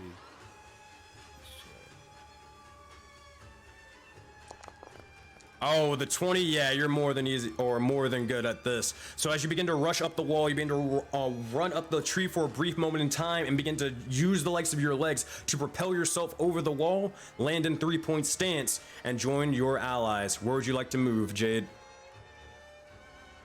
I'd like to move. I would like to move near, right between Cora and Zaman. All right. As you begin to do so, you gather forth, hold your blade towards the enemy, and I believe that is your turn, unless you want to do anything else. That's it. All right, Astral Jellyfish's turn. Here's what he's going to do. He takes the fire damage too. Oh yeah, he will. D6 until he tries to put it out. He will not, but he will take 5 points of fire damage as it begins to slowly burn and take over his entire form. As this happens, oh my gosh, hold on. Thank you for the raid, Moonbow Rose. Appreciate you, everybody. Appreciate you. All right, so, oh boy. Oh man. He's gonna try to take out Agni. He pissed him off. And then we'll see who he's gonna attack for a second one. But, yeah, he's gonna try to attack you. You'll see as he begins to wrap the, oh wait, no, but then again, Azora also pissed him off. He's gonna make one attack roll towards Azora and one attack roll towards Agni. First one towards, or Agni. Tendrils attack. Normal. That is a 12 as it flies over towards you, and you're able to, basically, if you want, use the scythe and cut the tendril free. All right. He will then try to attack Azora, up above to the north, or kind of right above him. That's going to be an attack roll. Normal. 13 will also miss. Zora, you like to describe how your dodge out of the way. So how do you defend yourself from this strike? Yeah, once again, getting used to fighting off these tendrils as she's been riding this jellyfish since round 1. As she sees another tendril coming, she just immediately puts a blade to it, and then like the tendril, because it's made out of so much liquid, it just freezes it and breaks off. All right. That being said, you look over towards, as this happens, you look towards all of your allies, and it seems to be that they are being slowly taken by the likes of the corruption. You only have so little time to save them. You better hope they don't roll or nat ones on death saving throws, or that is cosmic death. Regardless, you parry and you ready yourself to try to end this. All right, that is the Astral Jellyfish's turn. He can't really do much of anything else. He is surrounded by a bunch of angry enemies. He will sit still. All right, Red Corruption's turn. All right, this one is going to attack the likes of Addy Dark. You do have resistance to fire damage, so we'll see if they're able to do much. 16 to hit and 5 points of fire damage strikes into you. You're barely able to stand tall, but this entire forest is just burning you alive at this point. It's the heat and the flames are too much for even you to bear. That said, that is their turn over here. This one over here, they are going to shoot towards the likes of Trog. Yeah, they're gonna shoot towards Trog with a firebolt. That will be an 11. You'll see as he dodges out of the way using the likes of the wall for cover and gets ready to aim his bow. All right, that is that. Is there any more red ones? Nope. That. Oh wait, no, there's one over here. All right, they will rush over, and as they do, they will. Oh man. It's either Gore or Hannibal. I'll roll a D4. If I roll an even number, they're gonna attack Gore. If they roll an odd number, they will attack Hannibal. That is an even number. That will be towards Gore. They will make an attack roll. That is a nat 20. It rolls a 2 for the first one. It's gonna roll a D10. Let's hope it's really low. 7 HP. That is about as much damage, or that is exactly the amount of health that you have, Gore. You fall unconscious as you send the or see the flaming bolt. Can I use that D4 to try to negate that nat 20 or not? Actually, no. Here's what he's gonna do. You'll see as Hannibal has his hand at the ready, and he looks towards the jellyfish, but he catches you off to the side, getting ready to get striked. Oh, sigh for a moment and reach his hand out, and you'll see as his hand courses with this black ichor, and his eyes begin to bleed for a brief moment, and so does the corruption, as he uses Blood Curse of the Eyeless on them to make them get disadvantage. All right. So I will negate that nat 20, and I will roll again. All right, +2 to HP, fiery touch. Wait, what? What? Okay, fine. I'll just do it this way. What the fuck? He rolls a nat 20 again. All right. Jesus. Another one. I'll ask Oh that my question God. again. Can I try to roll that D8 to take away from that nat 20 or not? Nah, nat 20's automatically hit. Oh my God, it doesn't matter. Yeah, it'll still down you regardless. Oh my God. Jeez. How the hell did you roll 2 nat 20s in a row? What the fuck? It's meant to be. Wow. Oh my God. All right. Wait, did someone negate a 20? Am I crazy? No, this is from earlier. Yeah, I think this is from earlier. Okay. Oh. All right, bet. Unless I'm crazy, but It said Ducky negate the 20 like recently.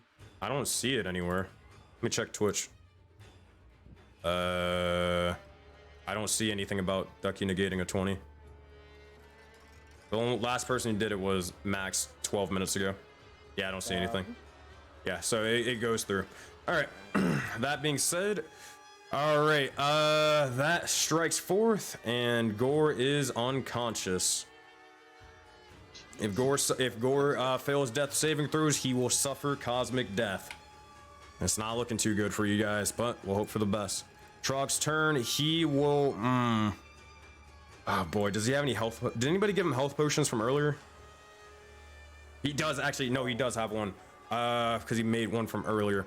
He will rush over and he will use his reaction skirmisher and begin to dash through the likes of the battlefield and begin to use his action to pick up the likes of Gore and say, "You could use this more than me." And begins to pour and feed it down to you. You will gain 2d4 plus 2 HP. And his health potion is gone. Gore, you gain 9 HP as you're brought back to life. That said, Enough to get another 3. he will use his bonus action to. Oh. He is going to look over towards the corruption and he'll think about it for a brief moment in time. And he says, "Fine." And you will see as he begins to, or his jaw begins to widen for a brief moment. And you will see as he will chomp down with his giant gator jaws onto the corruption. He's going to use his bonus action to make a bite attack with hungry jaws. All right. Ah, my God. He can't hit for nothing. I'll give him a D4. D4 doesn't matter. Their AC is 10. It will hit and it will kill them. Just like that. As this happens, you see Zaman as you begin to slowly, or actually, how do you assist Trog in this case? You see his fangs, he's biting down, for some reason, become a little bit metallic. As this happens, he begins to shrug and continues to bite down. He bites on the corruption and rips their head off. His teeth begin to slowly course with the astral light, but that is what he's got. Moves that. He'll use his action to heal. He uses reaction to move. He uses move and action, begin to dash off to the side and skirmish across the battlefield. All right. That said, that is his turn. Mao's up. What are you guys doing? You got the temp HP and you got the flamethrower right now. Yeah, pop the temp HP right now. Flamethrower's out of range though for the jellyfish. Yeah, just pop the temp HP. All right. So, D8 plus 3. Temp HP does not revive downed allies though. Keep that in mind. Yep. All right. So Jade, you get 9 temp HP. Zaman, you get 9. And Core, if you ever do get revived, oh no, it just doesn't get, or it doesn't get past you. All right, that is Mao's turn. Old Man Philo. He is going to look over towards the many individuals, and he's gonna focus on healing, getting people up. He is going to. He's going to. I think Core is the only one. Yeah. All right, he's going to cast at 3rd level towards Cora. Actually, can you just walk over? Yeah, he'll take that attack of opportunity. You'll see as he rushes over, and as he does so, this individual will try to attack towards them. Let me zoom out a little bit. Tendril attack. That's gonna be a 19 to hit and 12 points of damage. Oh no. Well, if it gets hit, then he won't be able to cast a spell. He does not have shield, so he is grappled. Unfortunate. He tried to make a play, but did not work out. So he'll have to do it the way he initially wanted to do. You see as it reaches out, it grapples him for a brief moment in time, and he will just cast Healing Word at 3rd level towards Korra. Rise, Metallic One, and continue to fight. 3rd level Healing Word. Boom, 3rd level. All right, that will go towards you, Korra, as you receive 9 HP. That's right. All right. That said, that is his bonus action. He will use his action, and he will just oh wait. He will cast Poison Spray on them, and hope for the best. They're not immune, but they are resistant. Oh God.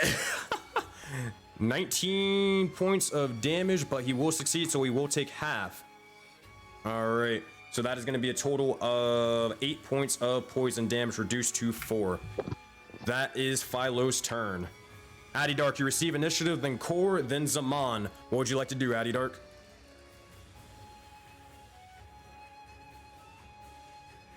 You're muted if you're speaking.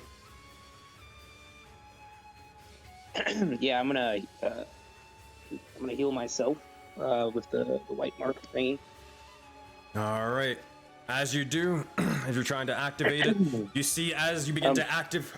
Or Sidian? I'm sorry. No, I'm gonna shift to Werebear and then do it. All right, shifting to Werebear to do it. As you do so, you begin to watch as your form begins to corset for a brief moment. Your arms elongate and you begin to grow these sort of bear-like claws as you embody the likes of a werebear. All right, let's roll for some HP for you real quick. Shifting feature. You roll your HP and level plus your Constitution modifier. Oh no, you just gain it. But you also gain a D6 as well. Let me roll that for you. All right, D6. Get max 6. Is it +1 or no? Nah, it's just a D6. So you gain 6 plus your level, which is 3 plus 9.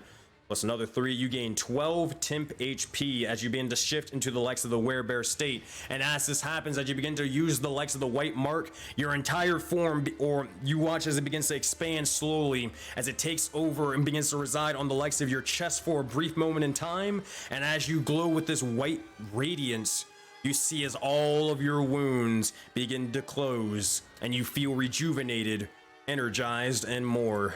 You regain all of your HP as you use the hidden ability. Alrighty.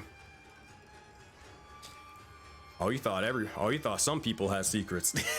That being said, Must be nice. Must be nice. all right, Addy, you are back to full, and you no longer have to risk cosmic death at the moment. But that is your, I believe that's your action. That is your bonus action. Do you want to move, or are you staying where you are? I was going to move. Gore's the one who's like dying right now, right? He's badly injured, but he's not unconscious. Oh, okay. I can't get close enough to help anyways. It's fine. All right. If that's the case, then Korra, you receive initiative. Zaman, you are on deck. Keep in mind, you guys have 10 minutes to finish this session before it's called. I'm gonna compel duel the jellyfish. Alrighty, as you begin to cast the spell, you need to make a saving throw towards it as you begin to bang the likes of your or actually, what do you do to compel it? After being up, she just looks at him and just basically, I want you. That being said, you eye them down, eyes begin to sort of flash red for a brief moment in time. Wisdom saving throw. They will fail with an 8 and begin to look towards you as the tendrils begin to swirl. That is your bonus action, I believe. You got an action though. Action, I'm gonna toll the dead. Whichever one of these dudes that one of these niggas that hit me. So all right. Which one, jellyfish or the blue or red ones? Which one? Oh, you're in the blue ones? The one that hit you the from blue earlier? ones. Gotcha. It's that one. Go for it. So we're good. Zaman, you're on deck. Then Gore. Then Azora. Did it go through? No. Target them. Toll the dead. There we go. Wisdom saving throw. They do not roll with advantage, but they fail anyways, and they will perish. As they take the bits of the damage, they hear a gong, and they drop down, exploded, and dead. Cora, is that your turn? That's my turn. All right, next up in initiative is Zaman. What would you like to do? Zaman's gonna toss a heal to Gore. 4 HP as you begin to or hold your hand out, and you see as their wounds begin to slowly close. Then he's gonna roll up and attack this jellyfish and try to slice it with his battle axe. 19 to hit and 12 points of damage. As you begin to do so, their entire form is nearly cleaved in half. All the tendrils begin to fly about, and whew, oh god, they are not looking good. Did it take the damage? Hold on. Yeah, they did. All right, Zaman, is that your turn? You got anything else? That's all I got. All right, next up in initiative is Gore, then Azora. What would you like to do, Gore? Gore is going to be upset. He got even almost touched by somebody, so he's going to run right up to his ad, target it, and give him that good old swing. All right, so, make an attack roll for us.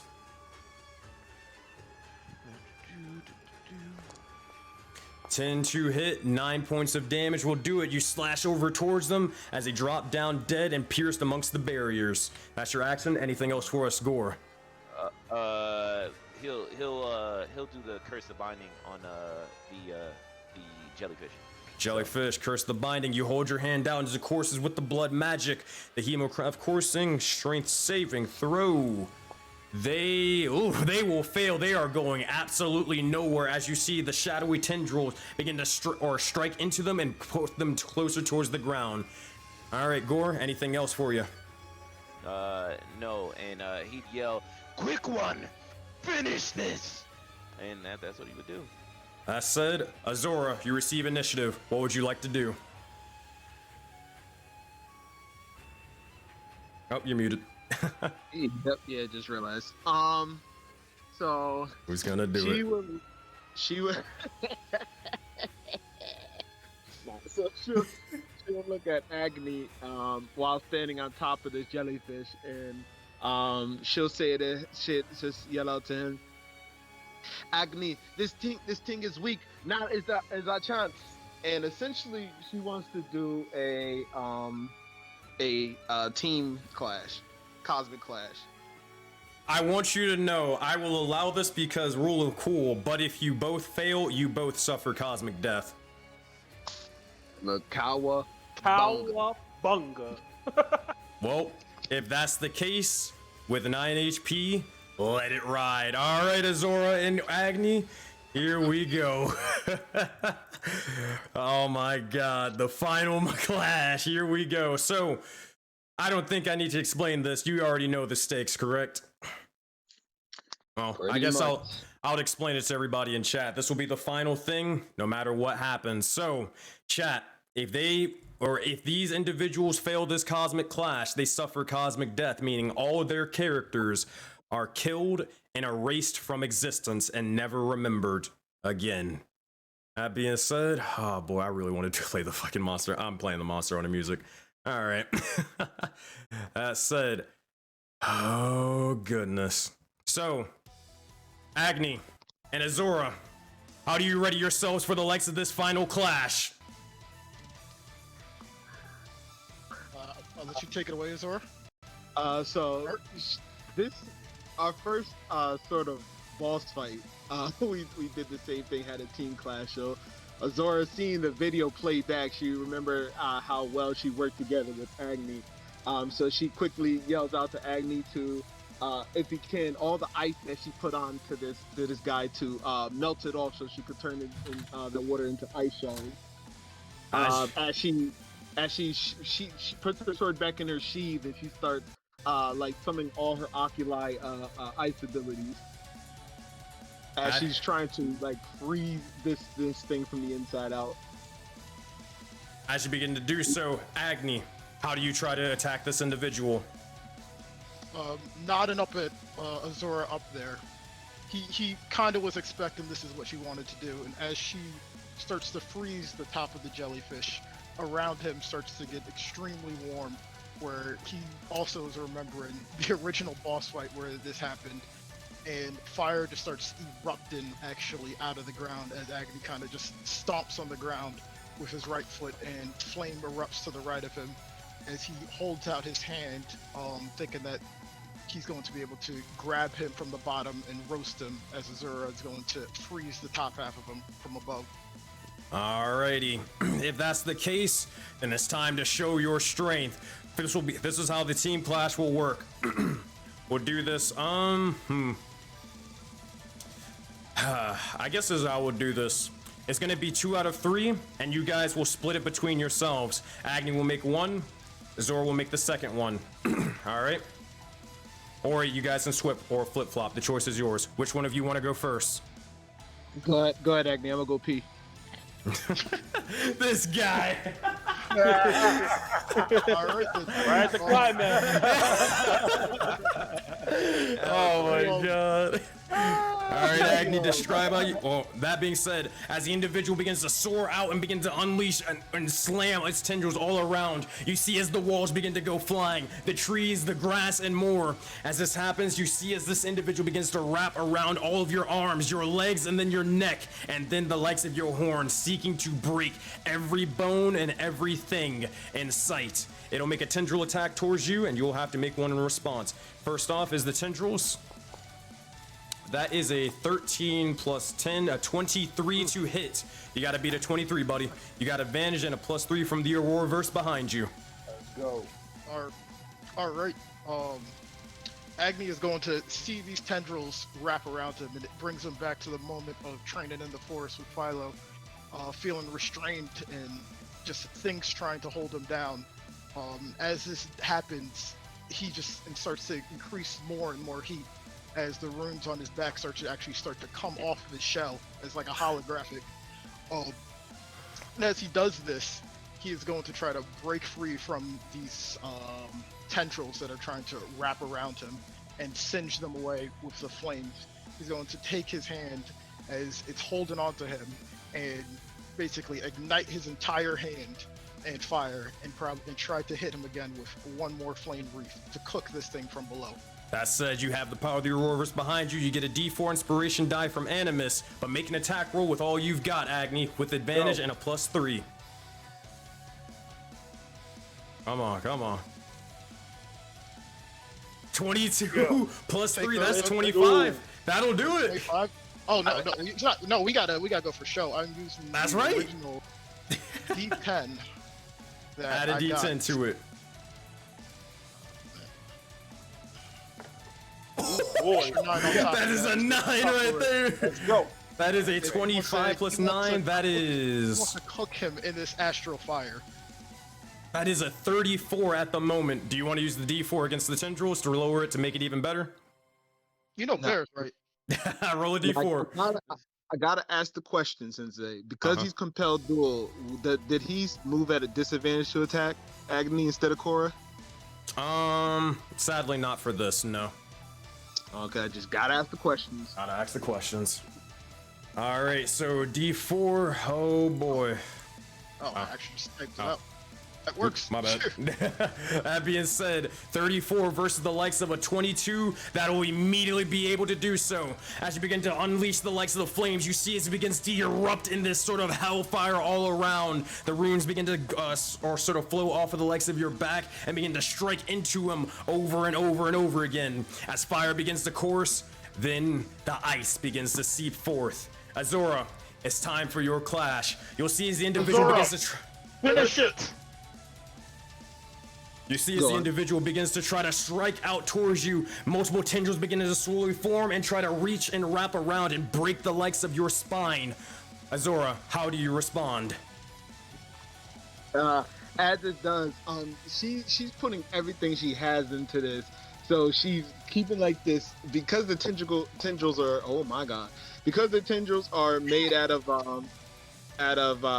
liquid. She's trying to create enough code aura around to like freeze the tendrils as they come. All right. As you begin to do so, you have to beat a 28 to do this. Azora, it's time to show your strength. Make an attack roll with all you've got. Before she does, Agni's going to call out to her, and I'm using my DM's inspiration to make him re-roll. Oh yeah, that's a smart one. He's going to use this, and he's going to be just. There is not enough tendrils. He thought he had one, and as he goes to attack Azura, that tendril's actually been completely singed off. As this happens, we'll re-roll. Wow. It's a net 20. It's a 30. Wow.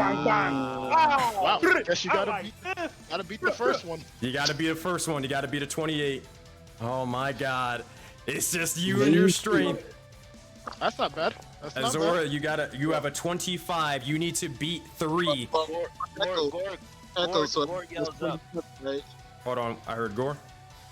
Gore yells up and is tossing his D8, and he said, "Quick one! I said finish it!" Well, technically, that's a 27 with my echoes, right? Because it's Cosmo. Oh, that is true.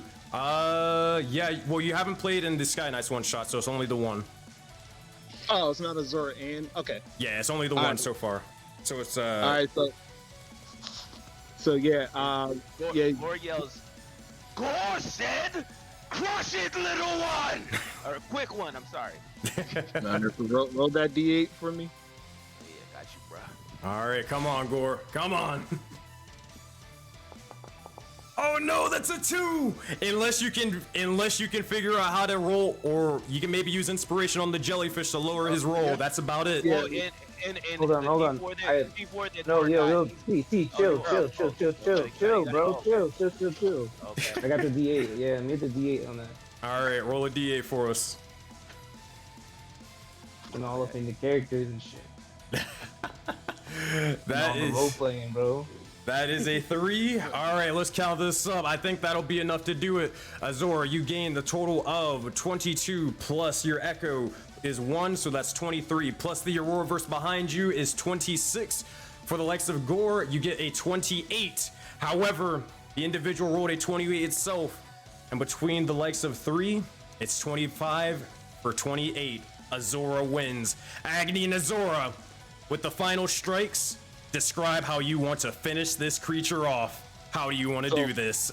I'll start from top up. So as she pushes all her force down using her oculi ability to freeze the membrane of these jellyfish, you see it just start.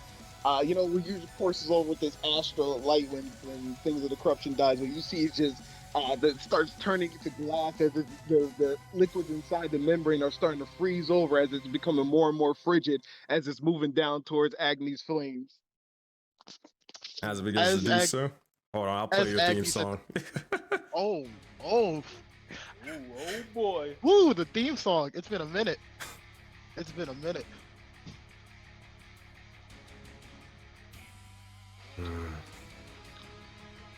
Real people would know where this is from. That being said, Agni, describe how you finish this individual off and kill them.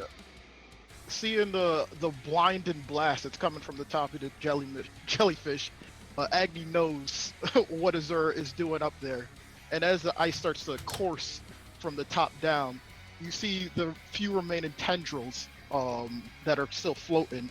Agni is actually on them, starting to climb up these tendrils. As he starts to climb and move from tendril to tendril, both hands of his are on fire, and he swings from one tendril, it ignites in fire, swings to another, it ignites in fire, and he's going to singe off every single one of these tendrils that are on there. And as he starts to get up to the middle where the fire is going to meet the ice, he's going to take his scythe and put it right in the middle of where it meets, and you're going to hear Agni just say out from the top of his lungs, "Hear me now. You guys have come and failed.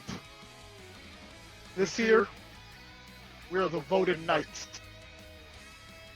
This is our area now. You have now faced the wrath of War Chief Agni. Do not come back." And as he says that, oh, go for it. I was going to say, as he says that, the blades hit. Go for it. Yeah, I was gonna say as she hears that, she takes her sword out the sheath and stabs as deep as she can to connect to Agni's sight, and all you hear her yell out is "Cowabunga!" And as that happens, you see as the individual before you shatters in that of an astral light, gone. You look forth, and all around you, as you begin to say those final words of Cowabunga, you see as 1, then 2, then 3, 4, 5, all of the individuals begin to seek or seethe and writhe in pain before they perish. And with that, my friends, there are no more enemies on the battlefield. In Valley of Dreams, you are victorious. That said, that is where we will have to end today's session, but it seems to be now it's towards the likes of the Ascent. As the Auroraverse trait begins to kick in, all of the Ascent and their fight on Friday will be at full HP immediately. Oh my god. Victorious. Oh my goodness. That being said, thank you guys for so much for playing, and also special shout out for JB for being able to make a cameo appearance. Oh, fat. Nobody knows how crazy this is that JB is here. The blessed one to be back, boys. The Right? That he was in our original campaign. Getting me a cowabunga right there, bro. Oh, the original hot boy. The original hot boy. Oh my god. That being said, I want y'all to know it was literally for the entire class, just nothing but cowabunga emotes. I'm talking a wall of cowabunga. Like, I can't make this up. I'll post this in the chat, but like, look at this shit. Oh my god.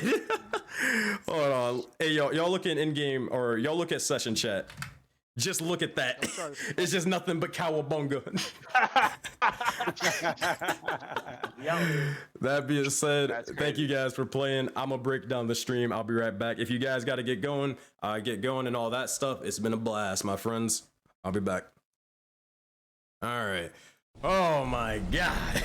And that being said, that is round 4 for this war arc against the corruption. Thank you everybody who decided to tune in. That was a lot of fun. I hope you guys enjoyed it about as much as I did. That was insane, amazing, and everything in between. We're gonna see if we can go throw this over to a raid. Yeah, let's see. I think the Nat 30s are always online, right? Yeah, Nat 30s are always online. So here's what we're gonna do. Thank you guys for watching. If you guys don't know who I am, you're just joining in for the first time. My name is SenseiSuplex. Hi, I'm a professional dungeon master that runs a giant persistent universe known as Project Aurora, where just like this game, all of the games can affect each other in the same living, breathing universe, and they can, you guys can actually help build the universe itself by helping out with the world building or leaving your mark in some ways by giving out inspiration points and more, and just all sorts of craziness. But hey, if you want to support what we do, join the Discord, consider subbing, all that stuff, and also go, while you're at it, go check out the YouTube channel, because we got all the VODs for the previous sessions, so you can check those out and also increase your D&D skills from the Dungeon Master side, but also the player side. But that's enough talking. I'm gonna go sleep. It was a blast. You guys take care. Let's start the raid and let's send it off. Cowabunga, my friends.